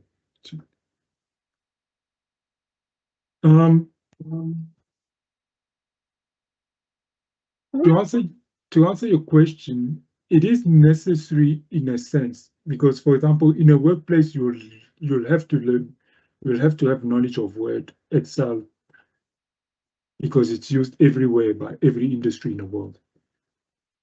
But in your field of study, you'll have to ask you'll have to make some research and find out if CAT is a requirement. But I don't really think so. Like I said, industries have changed from my era to now. So you'll have to do a lot of research and inquiries to find out what is required. But ideally, it doesn't matter whether you do IT or not. Word and Excel is mandatory everywhere these days. Okay. And So, maybe just to clarify, Ingrid, were you asking?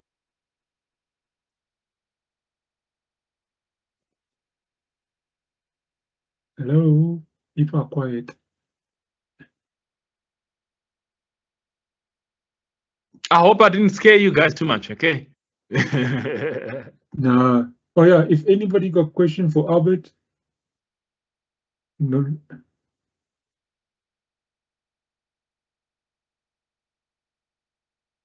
Wait, there was a question from one.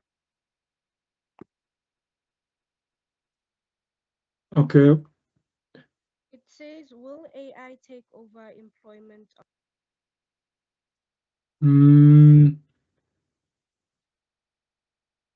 Or AI tech employment? Yeah. Yes and no. But then that's something I'm going to show you now. On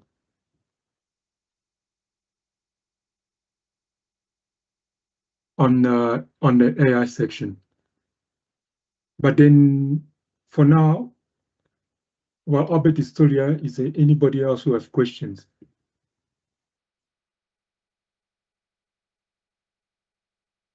For Albert. Guys, ask questions. I mean, feel free to ask questions. Question Yeah. in the chat from Ethan. It says, say for example, I gain some serious experience in IT. How can I use that experience to benefit?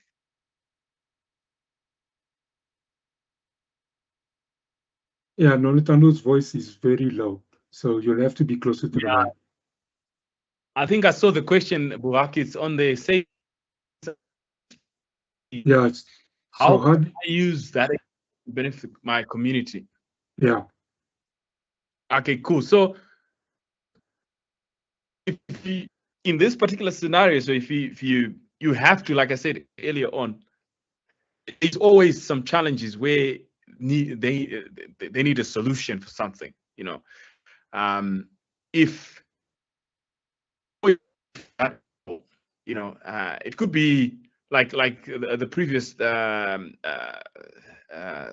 previous speaker, I think, what's his name? Correctly. Mlu. The guy who gave the video on Yeah, presentation. Mlungisi. Yeah, Mlungisi, yes. So look, it's like identifying where there is issues or challenges, and then coming up with solutions for those particular challenges. So it could be that is this particular problem. How do I bring IT and technology to it in coming up with a solution? It could be building a for your community, or it could start as simple as creating a WhatsApp group and then scaling from there. You know, you have to be always your eyes will always be on the ground to identify those particular challenges, because where there's a challenge, there's always a solution. You know, if you come up with a solution that that you can come up with, I mean, that would definitely benefit your community as well, and you could get rewarded for that. I'm not sure if I answered your question, but you can highlight it. We lost the last 10 seconds. Yeah, horrible network. Yeah, my network is horrible here. But I was just saying that I think you need to drive it from a, you know, identifying challenges. Like, for example, the example that I gave you was, I realized that there was a bigger issue in the beekeeping community where people either they're losing their hives to theft and vandalism, or they don't have time to go and inspect their hives. So what was the solution? And the solution was to build a small tiny sensor that you put in the hive, The guy hasn't. You don't have to go and open the Hive every time you want to check your hives. You get that data feed on your mobile app. It tells you how your hive is doing. There is a solution there. So it starts by identifying those potentials for improvement, and then you build tech around that. All the particular tech companies that we have, they build around solutioning. So I would say in a nutshell, that's basically how I see it from my side. Always be looking for these particular challenges. Where there's a challenge, there's someone is willing to pay for a solution for that particular challenge, if I would say it that way. I'm not sure if I answered your question correctly there, but yeah. Yeah, I said he got his answer.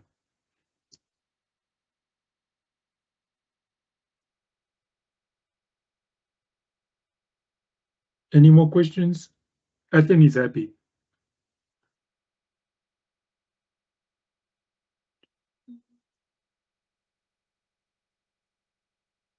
No more questions for Ingrid. Yes, question.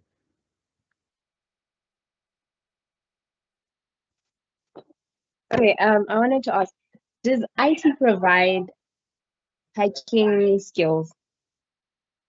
Like if you're doing IT, are you provided with hacking skills other than maybe ethical hacking, stuff like that? So what skills you're asking for? Hacking. Hacking skills. Oh, you're going to the... Look, hacking, it does. Somebody, I'm hearing myself. It does give you hacking skill, provided you do use it for good. So if you use it in a malicious way, then you're breaking the law.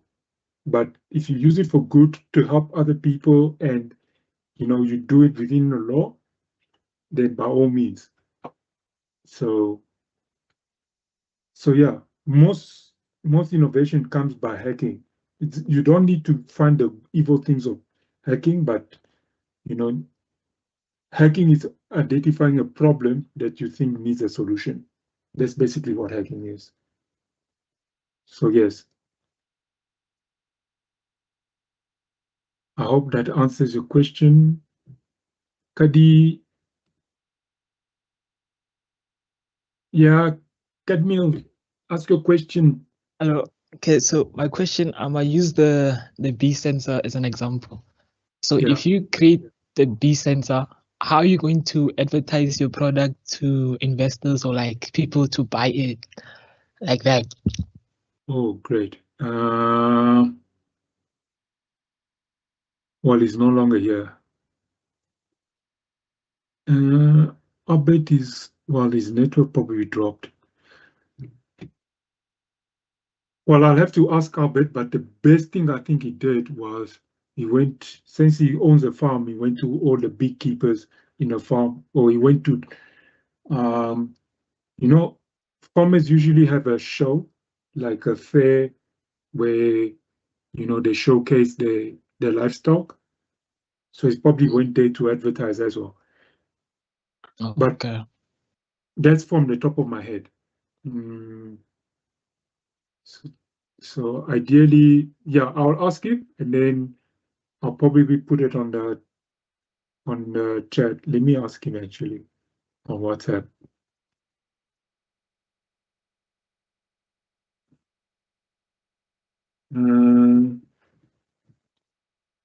Your beekeeping.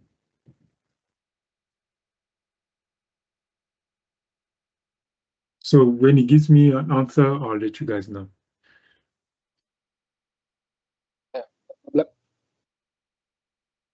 All right. Any more questions?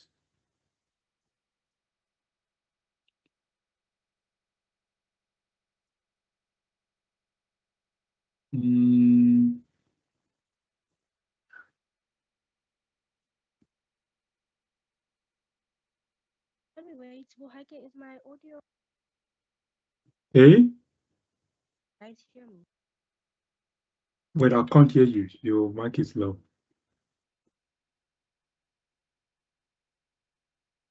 Can't hear me.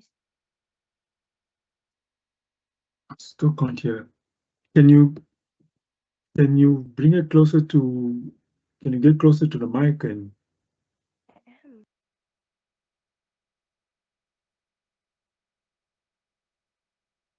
But in any case, can you please?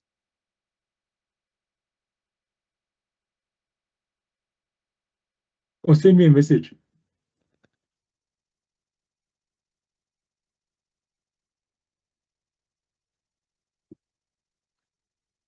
Okay.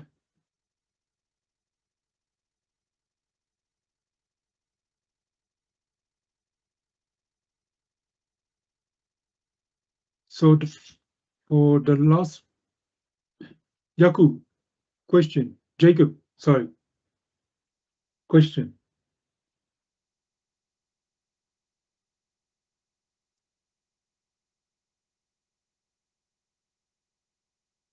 Jacob, you have a question. Hi, sir. What Hi. what subject are required to do IT? What subject? Definitely something Yeah. mathematic. But like I said, IT is broad, so you have to consult with an institution somewhere to figure out which phases of IT you want to get into, and then they would probably give you a recommendation of what you want to study. But ideally, everybody wants you to have at least some level of mathematics. I don't know what mathematics it is in what I call it in high school nowadays, because we had math high grade or math standard grade. So yeah, at least a level of mathematics and some level of computer literacy. But if you do not have computer literacy, because not all schools have computers access, then yeah. Okay, thank you, sir.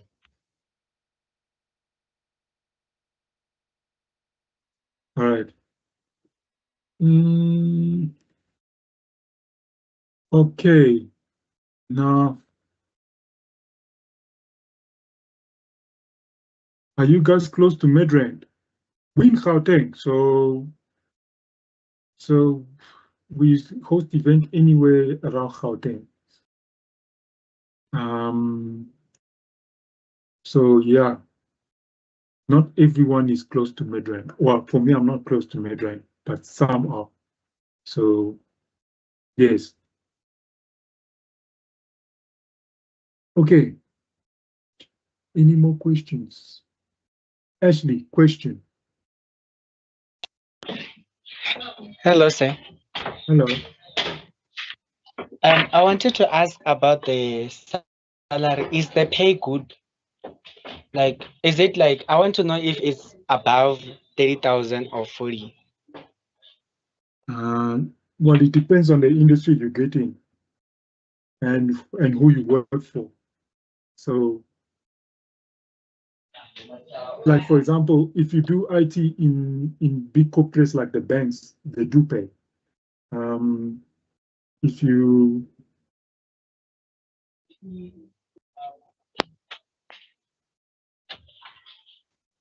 like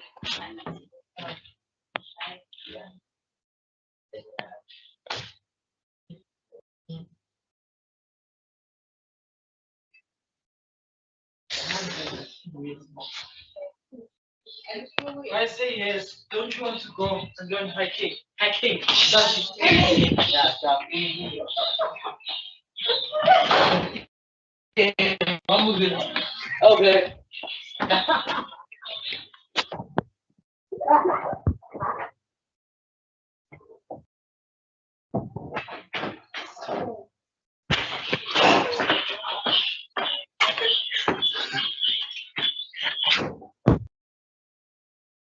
Yeah, I'm back. So yes, and Nolutando is right. So the more years you work in IT, it's really bad. What? What is really bad? Sorry, I didn't catch My it. network. Hey? My network is bad. Yo.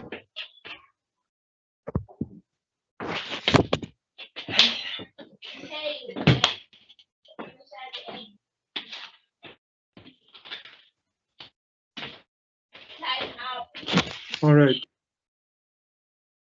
Any more questions?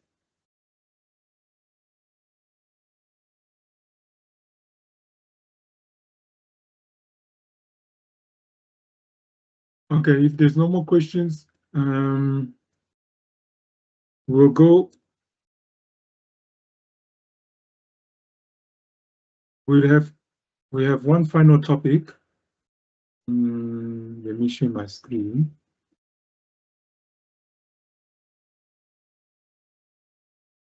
Can you guys see my screen?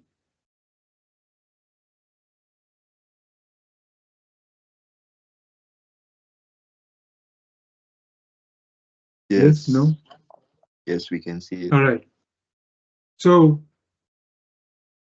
some people are asked, someone asked me, will AI take over jobs? So AI will take some of the jobs, but not all of the jobs. For example, in a creative space, AI is not creative. So if you're in a creative space, yes, you are safe. But it will only take some of the jobs because some of the jobs can be automated. So anything that requires automation and the AI can do it and they can replace it with AI, then yes. But then in IT, for example, so this talk will be dealing with how to get started with AI in whatever field of expertise it is. In my case, for example, in IT, let me give you a brief scenario. I do not know how to build apps. I do not know how to build iPhone apps. I do not know how to build iPad apps. I do not know how to build Android apps. But then I had a specific problem that I thought about, and I said, you know what? I need to build an app to figure this thing out. And because I have not built an app in my life, I started learning how to build an app. But guess what? The technology to build apps keeps evolving. Some technology comes up today, some technologies disappear tomorrow. So I said, no, I need to be consistent. So I started in the field of AI. But then before we start, in AI, you need to first identify what problem that you need solving and have an idea to solve that problem, or create an idea to solve that problem. And then sometimes there's ideas you do not have the money to pay people to solve that problem. So what do you do? So in this case, either you go and study for it, which in most cases everybody does. For example, if you want to do some cancer research, you probably go to school and learn about and do medicine. But so in my case, I thought, okay, either I go back to study and learn about how to build apps. Many people give courses. Apple gives courses. Google gives courses, and most companies like We Think Code give courses and all of that stuff. Or you can do it online. You can go to like FMB App Academy and all of that stuff to learn how to build apps, for example. But then sometimes life happens. So you got things coming up and you do not have the time to allocate to go study online and things like that. So that can hamper you from learning, or you can give an idea to somebody else to do it. But then I've learned from experience, once you give that idea dies down over time, because somebody's going to be more interested than the other one. So eventually it dies down. Or you just say, you know what? I can't be able to do it today, so let me do it in the future when I'm more capable of doing it. So why don't you use AI? So LLM stands for large language model. So today's AI compared to AI of back in the day, today's AI is more context aware, meaning you can have a conversation with it and then it will give you a conversation back. So it kind of understands what you are saying in order to give feedback. So you can use AI to be your assistant. So basically, if you watched Iron Man, you probably know about Jarvis. Jarvis is Tony Stark's AI assistant. When he has a problem, he talks to Jarvis, and then Jarvis gives him a solution. So, and today's AI gets more intelligent over time, meaning the AI of the last year and the AI of this year has totally improved. So much so that I think in the near future, it might be almost, it can be as intelligent as human being. And nowadays it's very easily accessible. Already, if you're using your mobile phone, you've already got AI LLMs running inside your phone already. So your popular ones that available, I've already mentioned. Qwen 3 is from China. So these are the most popular ones that you can use online. If you're using Windows 11, you probably are familiar with Copilot. Gemini if you're on Android. And if you're using iPhone, you have Siri, which uses ChatGPT at the back end. So how I got started, well, long story short, I work with some open source community, so building AI projects as well. But short answer, I said, okay, in order to build an app, I need to use some LLM, some AI. So the most popular one was ChatGPT, but I'm running a lot of LLMs on my machine, so I can play around with all of these things. But if you want to get started in AI and you don't want to install anything, for Android, you've already got Gemini on the phone, and you can actually start talking to it. The latest version of, if you got the latest Samsung phone or any latest Android phone, it's already got Gemini pre-installed, so you can just chat with Gemini automatically. Windows 11 has Copilot. Like I said, the Mac OS, you have Siri with ChatGPT built in. So if you don't want to go that far, your WhatsApp already got Meta AI. So you'll see there's like a blue circle on your WhatsApp. That's Meta AI automatically. Or you can talk already with Microsoft Copilot on WhatsApp. You just save that number on your phone and start chatting to Copilot. So it will respond to you. It works because I use it. So when I'm not in front of my laptop and I've got an idea, I can chat to Copilot. I WhatsApp to it exactly like how I would WhatsApp, my colleagues and friends. So, and if you wanted to write code for you, it can write code for you. So to better use WhatsApp AI as your assistant, you have to learn the concept called prompting. Prompting is basically what input or what message can I write for the AI to understand me the response, the answer that I need based on the question that I ask. So there's a structure to it, or there's a what we call a prompting format. First, you have to give AI a specialty. So if you want, for example, to learn how to code, you'll tell him that you are a software engineer or a software developer, but you have to be very specific. The more specific you are, the better for the AI to help you. So if you want to learn, for example, Android development, you say you are a software developer specializing in Android development. So now it knows that, okay, you do not want anything to do with Apple or anything iPhone or iOS. So the more specific you give him the specialty, the better it can help you with the response.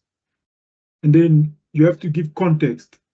Like I said, we as humans, we always give context for somebody if you need help. So if you want somebody to help you, you have to give the full context of your problem. So you will have to explain who you are, what you know, what you provide, and all of that stuff. Even if you don't know anything, you have to tell it, I do not know how to build Android apps. So that now it knows that you have zero knowledge, right?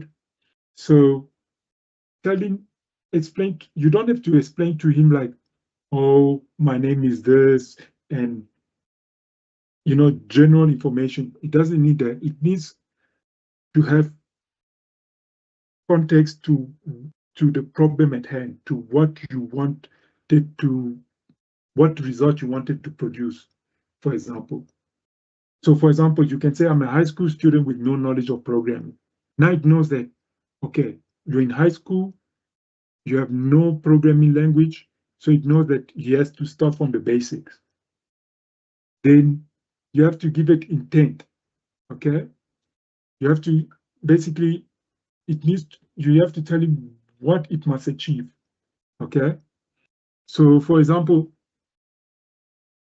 I could have gone online. I started learning Android development using the Google program, but over time I realized that I was getting bored very quickly and I needed to build a solution very quickly. So I told him, let's become a pair programmer. A pair programmer is basically somebody who sits next to you and helps you to write code. So he's not going to write the code for you. You're going to write the code, but he's there helping you, saying, okay, here we need to build this and structure it this way and that way, because, and then when he sees that there's a problem with your code, he's the first one to alert you about the problem with your code.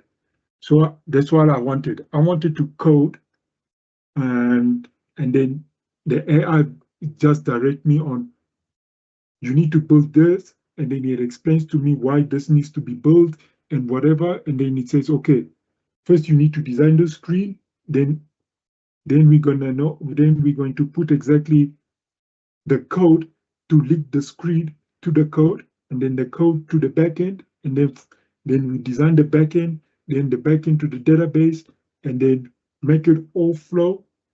And then once that's working, then we go to the next step of the program.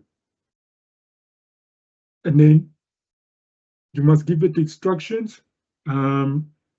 So instructions, for example, you can tell it,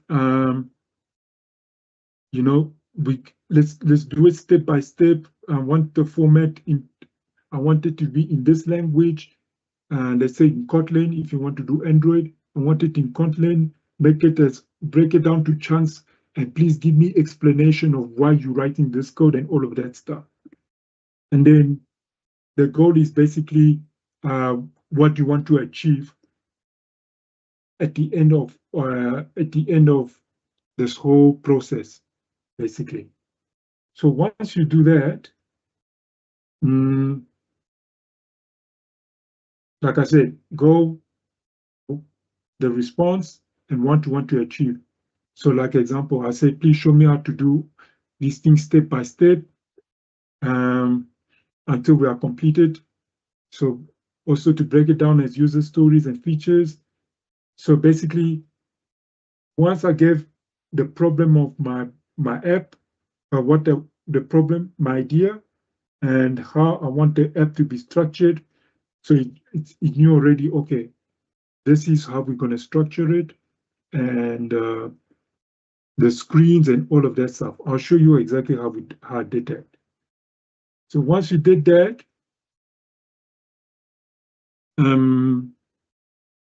once you have that, you basically have a prompt that you can send to OpenAI.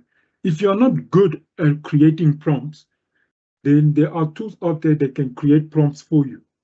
So you can use a prompt generator like that are online, it's free.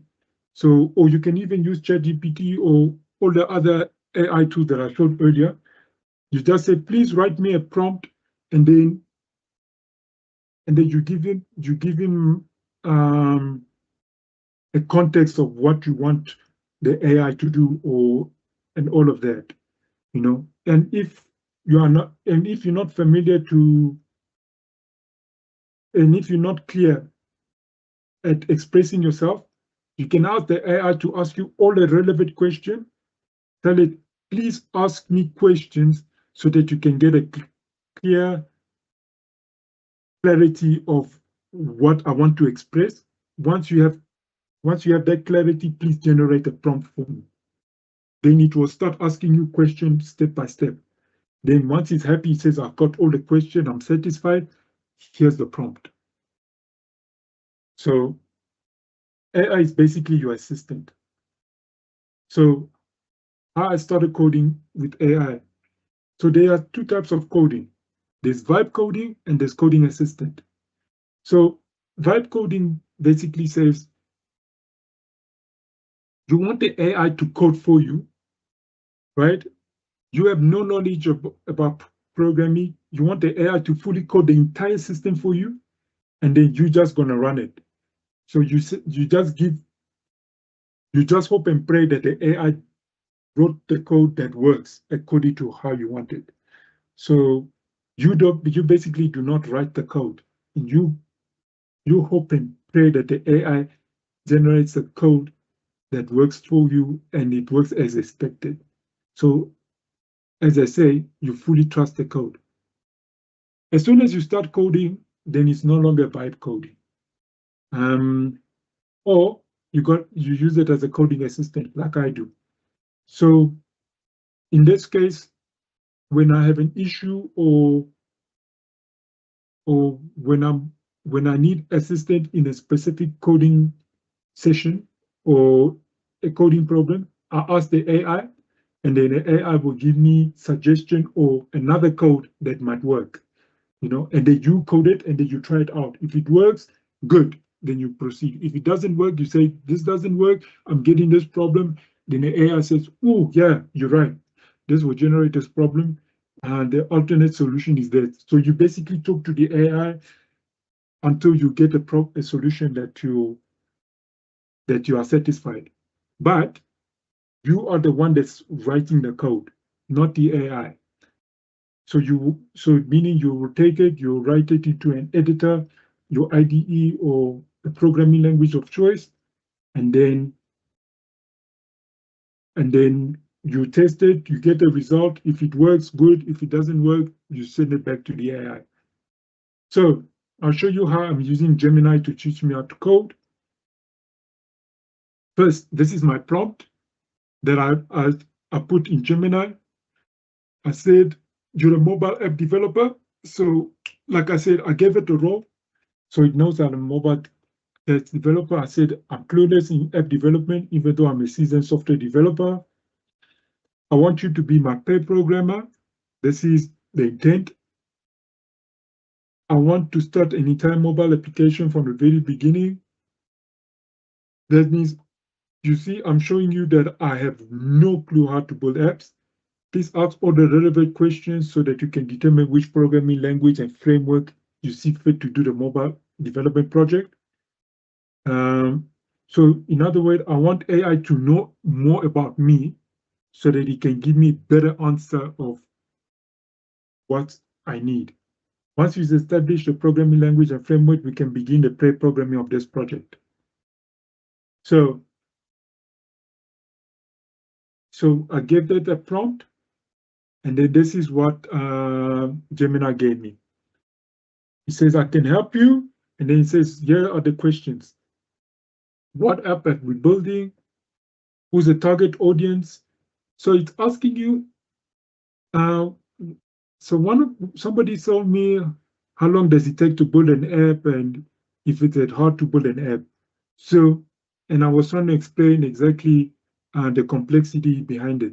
You see, even the AI is asking me the questions that it takes to build an app, because it's not easy just, you have an idea, write code. You have to understand there's a lot of logical thinking at the back to build an app. So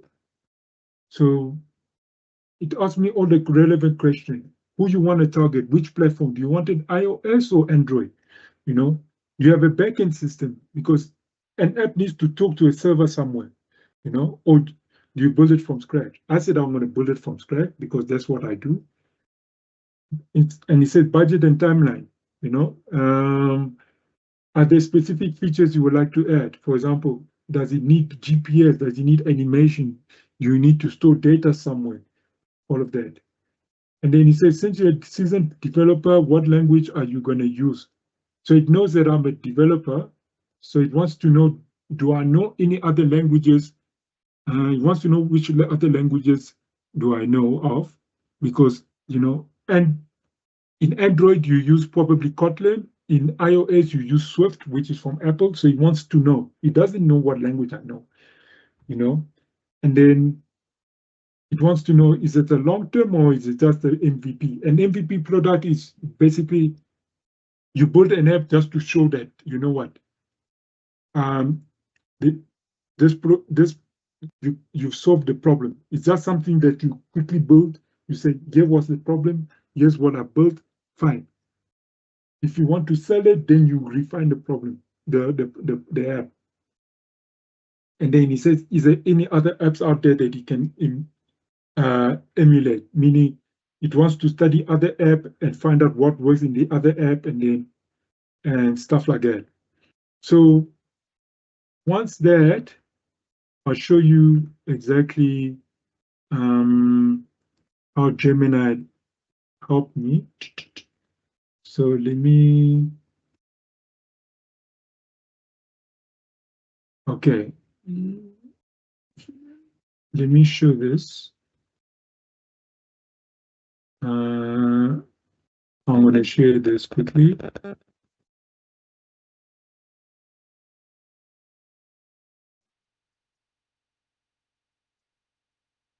Okay, so this is my Gemini. I'm using Gemini 2.5 Pro. And somebody's coming in.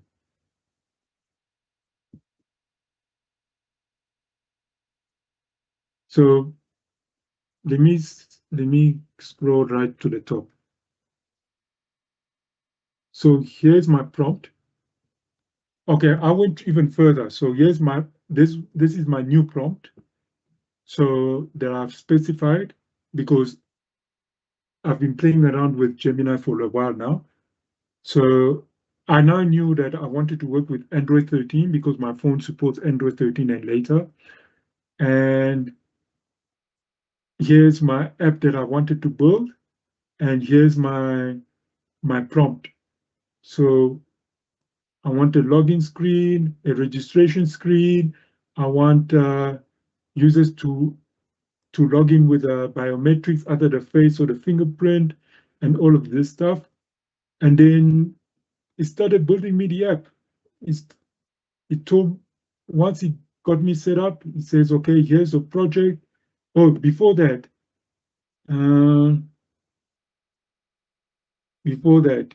even before that, this is the page that it taught me how to build Android apps from the very beginning. See, this is my assistant. So this is the prompt that I showed you earlier. This is the question that he asked me that I showed you. This is the answer that I gave it. It's a fintech app. My audience are the unemployed. So, but they want to enter the money market. I'm targeting Android. I'm going to build it from scratch. My timeline is 3 to 6 months because I already know how to build backends. So I've shortened my timeline to 3 to 6 months because the backend, I don't need AI to build it for me. And then complexity, obviously I will need a virtual card and all of that stuff. I told him Java, but I'm an expert in Jakarta EE, so he doesn't need to do backend. And it will be a large rich application and compare it to MintPay. So once he did that, it gave me considerations, and then he told me my recommendation, start with native Android, which is Kotlin language, and Jakarta EE backend, which is fine. And then later it told me I'm going to use Kotlin for iOS. And then once we were ready, it told me, do you have Android Studio installed on your machine? You know, Android Studio, it's an IDE that Google recommends to build Android apps. Once I did that, it told me how to package my project.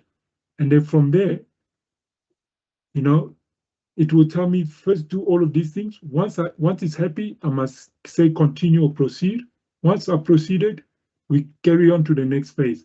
Then he gave me the code that I needed to try out. Then I tried the code.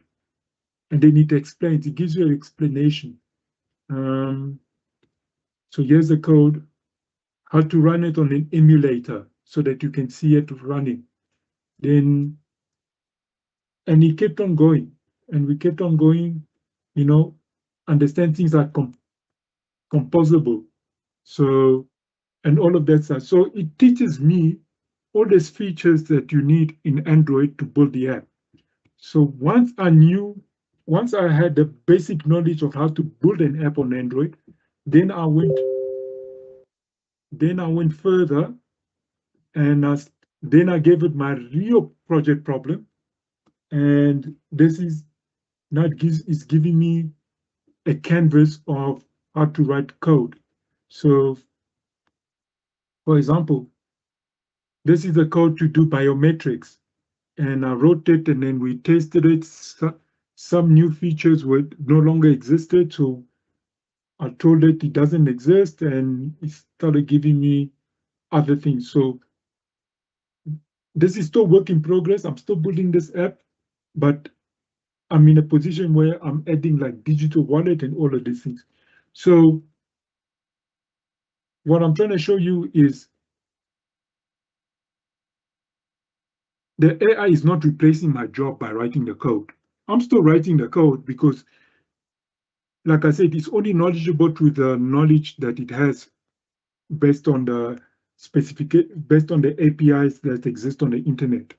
But when I write the code, the IDE can tell me, oh, this no longer exists.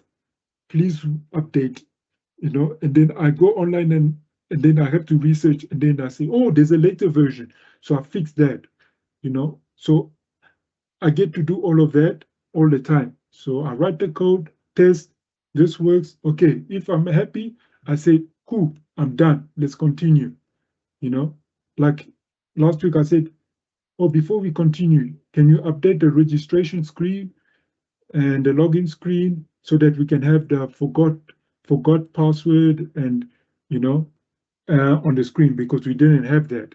So that if you forgot your password, there is a screen for that, and how to manage navigation.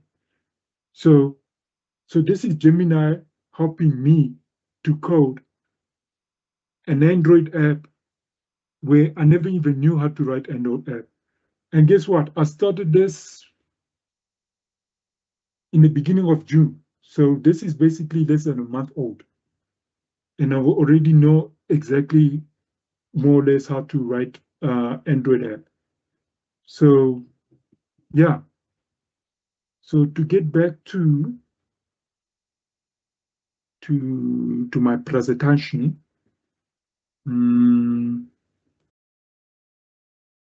so let me get back to my presentation.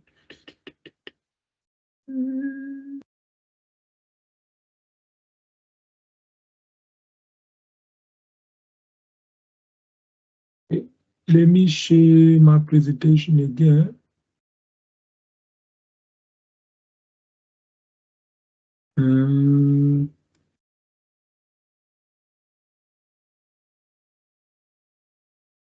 in conclusion, consider AI as your friend or as your companion or as your assistant, right?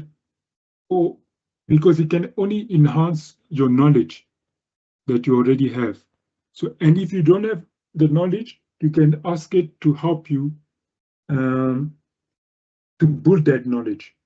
So it's the exact same thing like I'm trying to give, like when we started programming, right? Google was not even 10 years old, right? There was no such thing as Wikipedia. But nowadays, so if you wanted to get knowledge, you have to go to a library and go get an encyclopedia, you know, to get information and knowledge. Now everybody Googles and everybody goes to Wikipedia, for example. So yeah. And then AI doesn't know everything. So like I said, when I code, I have to check that the code that Gemini generates for me, right, is correct. So I have to test that the code works. So it's not always accurate. So it is your responsibility to check that everything is accurate. And then, will it replace your job? To answer the question, yes and no. Why? Because those that will be relevant will be those that will be using AI to help them work faster, work more efficient, and work much better, you know, because they can produce results very rapidly. So those that don't want to adapt with AI will be left behind. And yes, then they will say AI took my job. So AI is a tool. It's not a replacement. You can use it as a tool to make your work faster, to learn even much faster, and to become efficient in anything that you want to do. So yeah. All right, thank you guys. And if you have any questions, feel free to ask any questions. And I'll be able to answer for you. I have a question. Yeah. How many months does it take for you to create a website, maybe for someone who's selling sneakers?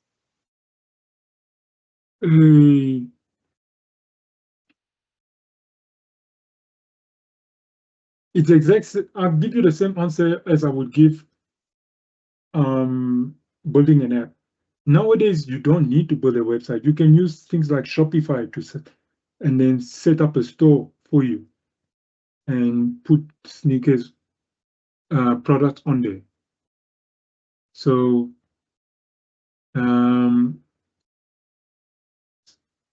unless you have a reason why you want to build the app, but most solutions are out there. People like Shopify already is a platform where you can create your online store already. You just have to be technical on how to use Shopify, but there's probably a lot of videos out there that will explain to you. Okay, thank you. Yeah. But we get the recordings, yes. We are actually live streaming it.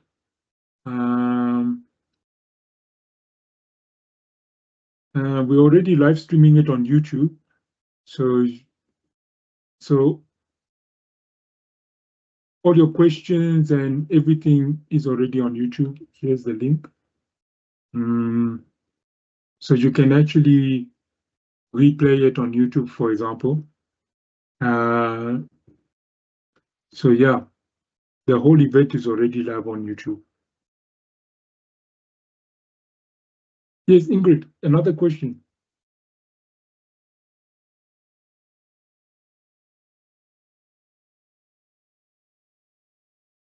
Ingrid, you have your hands up.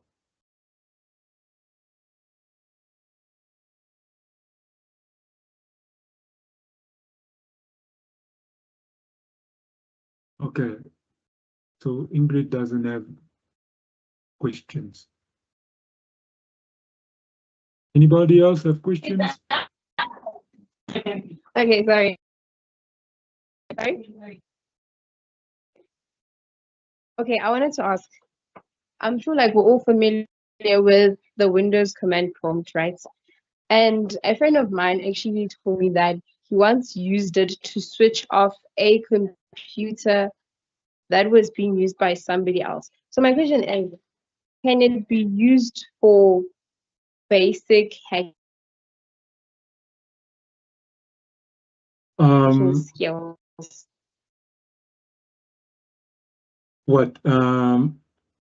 What can, wait, basic hacking in what way? So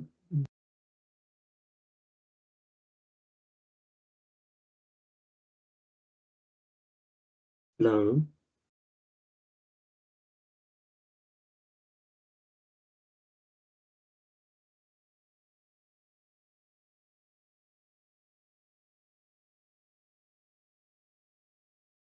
Speaking like. Sorry, Ingrid, I missed your question. For me, it went quiet.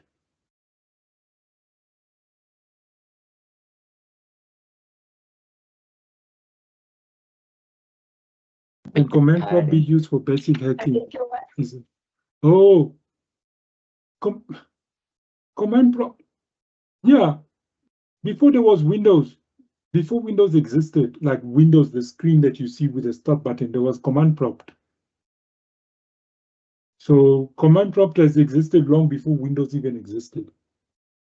So that's how people used to work with computers back then. Yes, it can use for hacking. Everybody's interested in hacking. Like, what do you guys want to do? What do you guys want to do?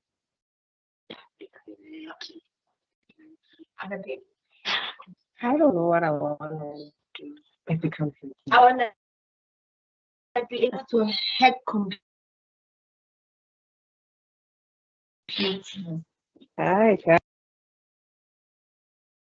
My problem is, why do you want to hack computers?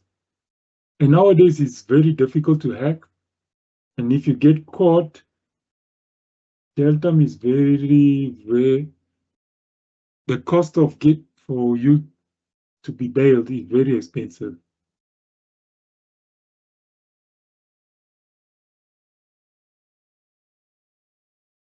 Okay, I'm going to keep quiet for a while because apparently we are both chatting to each other and it's chaotic. Because mine is quiet and then I'm talking and then apparently somebody else is talking. So questions. Otherwise, you can pop it on the chat, then I'll read it from the chat.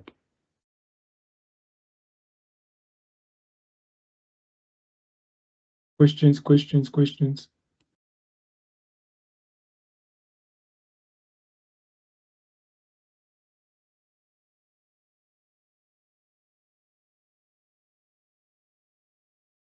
Anybody else have questions?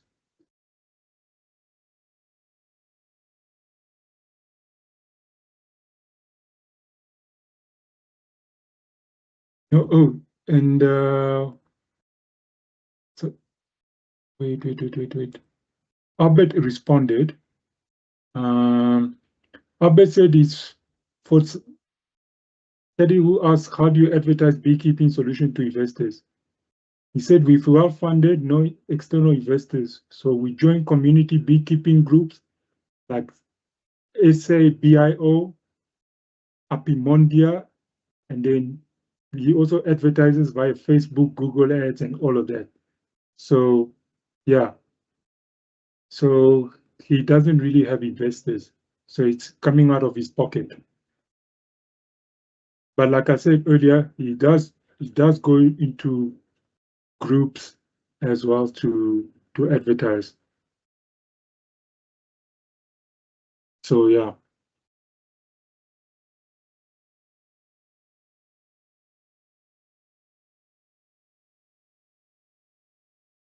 Any more questions?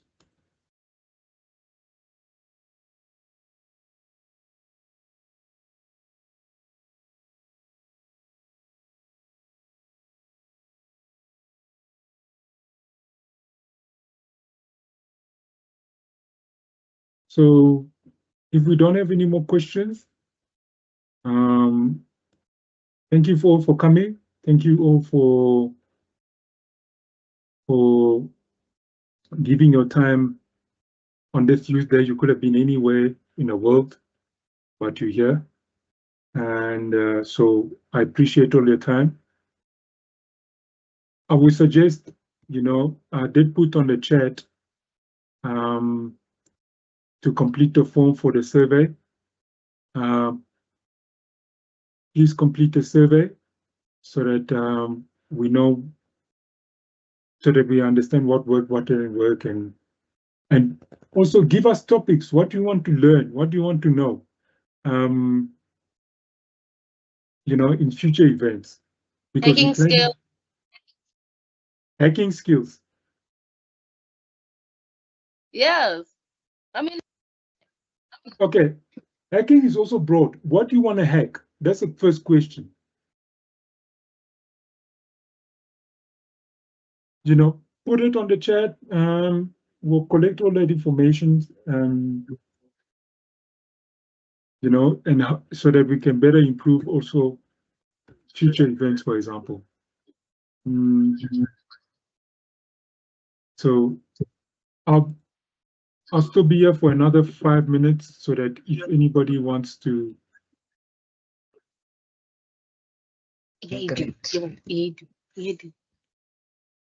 If anybody have any more questions.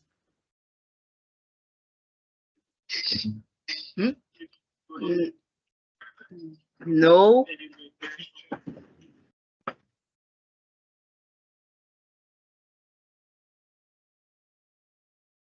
No.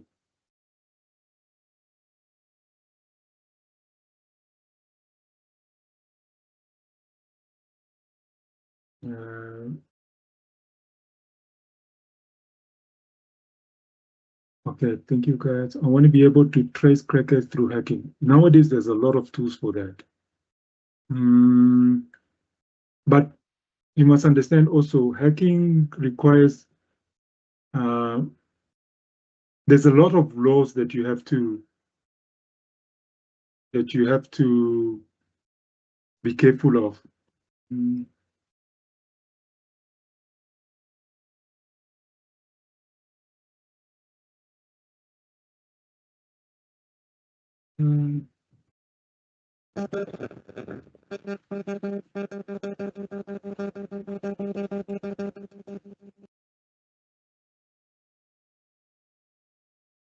Next, thank you for the wonderful person. It was very well enlightened and educated. Thank you, Luke. Thank you, Ethan. I'm really appreciate it. I've answered Ingrid. Ingrid wants to be a hacker. If you want to do hacking, learn cybersecurity. That's a good place where you can start hacking, but be careful. If you play in the dark web, be ready for other people to hack you back. Is there any tech community that we can join so that we can learn more? There are, but it's mostly corporate. For example, I've got there's a lot of user groups, but it's usually targeted for young professionals, for professionals in the tech space. But it never stops anybody. So I'm, for example, in Josie Jack, the Java user group. There's also a developer user group. There's a lot. You can also, for girls, there's Girl Code. There used to be Black Girl Code before, but there's Girls Code as well. There is We Think Code as well. There's a lot of community. If you're on Facebook, there is a lot of pages. There's like South African, a group for South African software developers. So you can search. There's ideally, this is one good idea you guys should do. If you want to start your career in tech or whatever, open a LinkedIn account, create a LinkedIn page, doesn't matter anything, and then start joining groups. because that's where all the professional people are. Start look if you want to do cyber security, then you start from there. Find a community and join.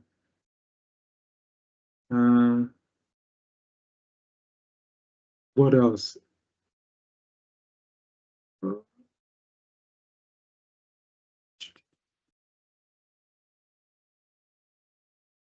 Jacob, your hand is up. I have a question for Ms. Nolutando. Yeah, ask. No, like I stayed. Or we should are we close to mid-range? Maybe like battle Rutisha how to hack like this skills. Because since our Rutisha are we close to mid-range, and we said yes.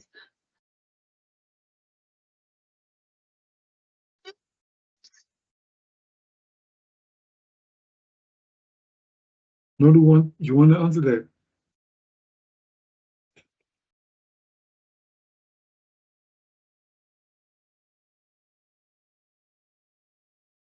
Guys, hear me?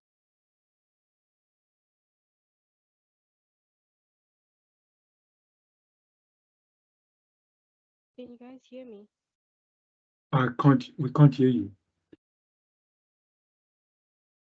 Just please tell them to join the sub channel and we can. To join the WhatsApp channel. Come again. Come again. Join the. It says join the WhatsApp channel and we can take it from there, I think.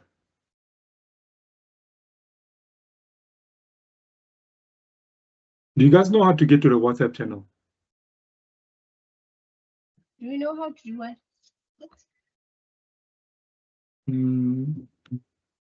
Let me send the link again. Yes. Please.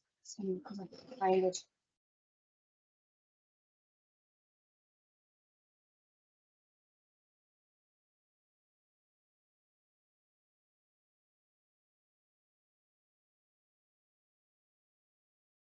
Okay, I sent a link on the chat.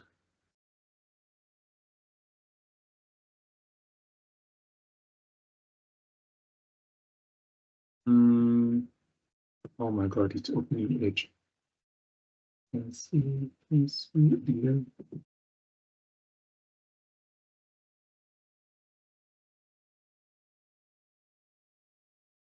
So once you open the link, you see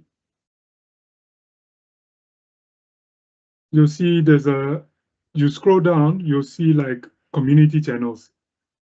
You can join those channels over there.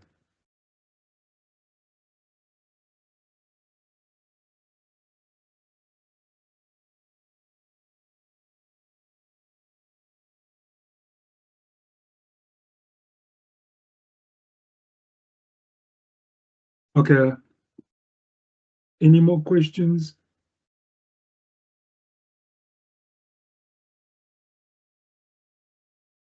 Thank you. What's our channel, guys?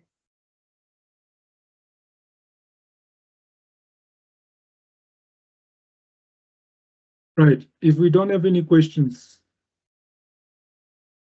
should we end off here? Then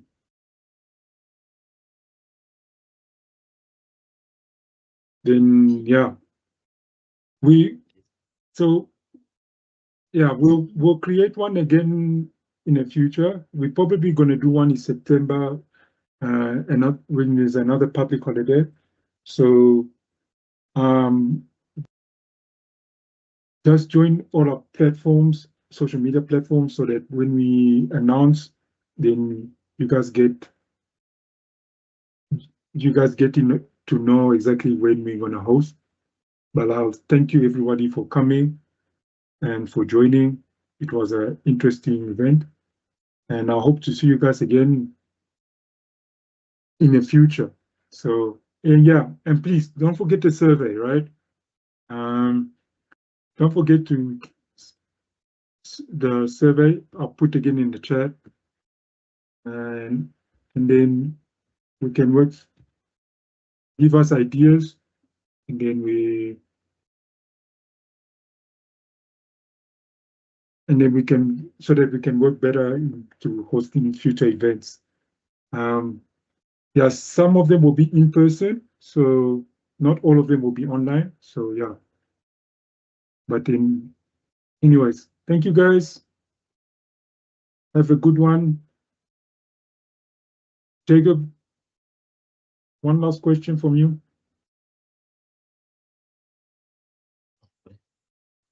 Sir. Hello. Yeah. Yes. Sir, can you hack? Can you create websites? Do you have those skills? Yeah, I can create websites. You can hack also. No. I want to know what you want to hack. That's my question. A bank.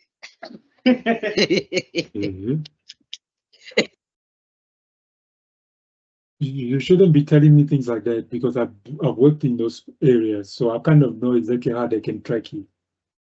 So yeah, I can't share those information. I cannot confirm nor deny anything. Okay. Yeah, but Ingrid, you want he talks like this will get you in jail. Anyway. Okay. Sir, yes. Who taught you how to create websites? Where did you learn all of those things? How did I learn websites? Yeah. My programming started in high school, but learning websites started at university. Yeah. Don't forget, nowadays, you have a lot of academy that can teach you. Back then, there was no such thing. So you had to learn everything from either a technicon, which is the University of Technology today, or a university. So, but anyway, nowadays you can do it for free. There's courses online that can teach you, YouTube videos that will teach you how to do websites for free. So you can learn online. You can either go to a school, or like I showed you earlier, with AI, you can ask AI to teach you to do websites. Okay. Thank you, sir. All right. So, yeah. Any more questions? No. Okay. Survey people, please do surveys while we're here.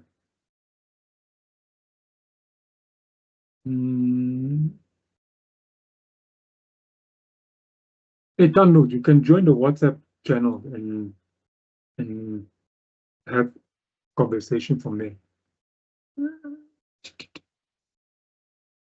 All right. If anybody else?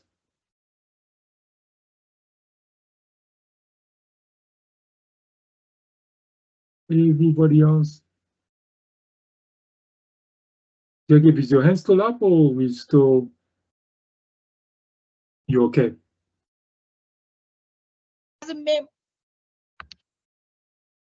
Hey?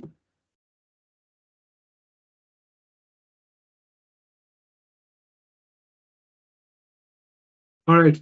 I'll end off the stream. I'll end off the event. It's 2 o'clock in the afternoon already. We've passed our 1 o'clock deadline. So thank you guys. I'll see you guys on the next event. Bye. 1, 2, and 2. Bye, Jacob. I see. Thank you, sir. Bye. Bye. Are you rich? Because like the background. Oh no, that's just the background. What I mean? Arengi? It's a background. It's not my place. Yeah, thank you, sir. Thank you, guys. Thank you.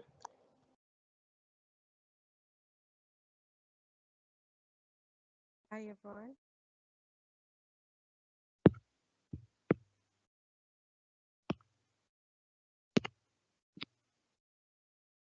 And I hope everybody's going to do the survey. Yeah. Hey, people are not leaving. Yo. Or do you guys want to chat and mingle and? Please stop the recording. Yeah, I'm gonna actually let me stop recording now.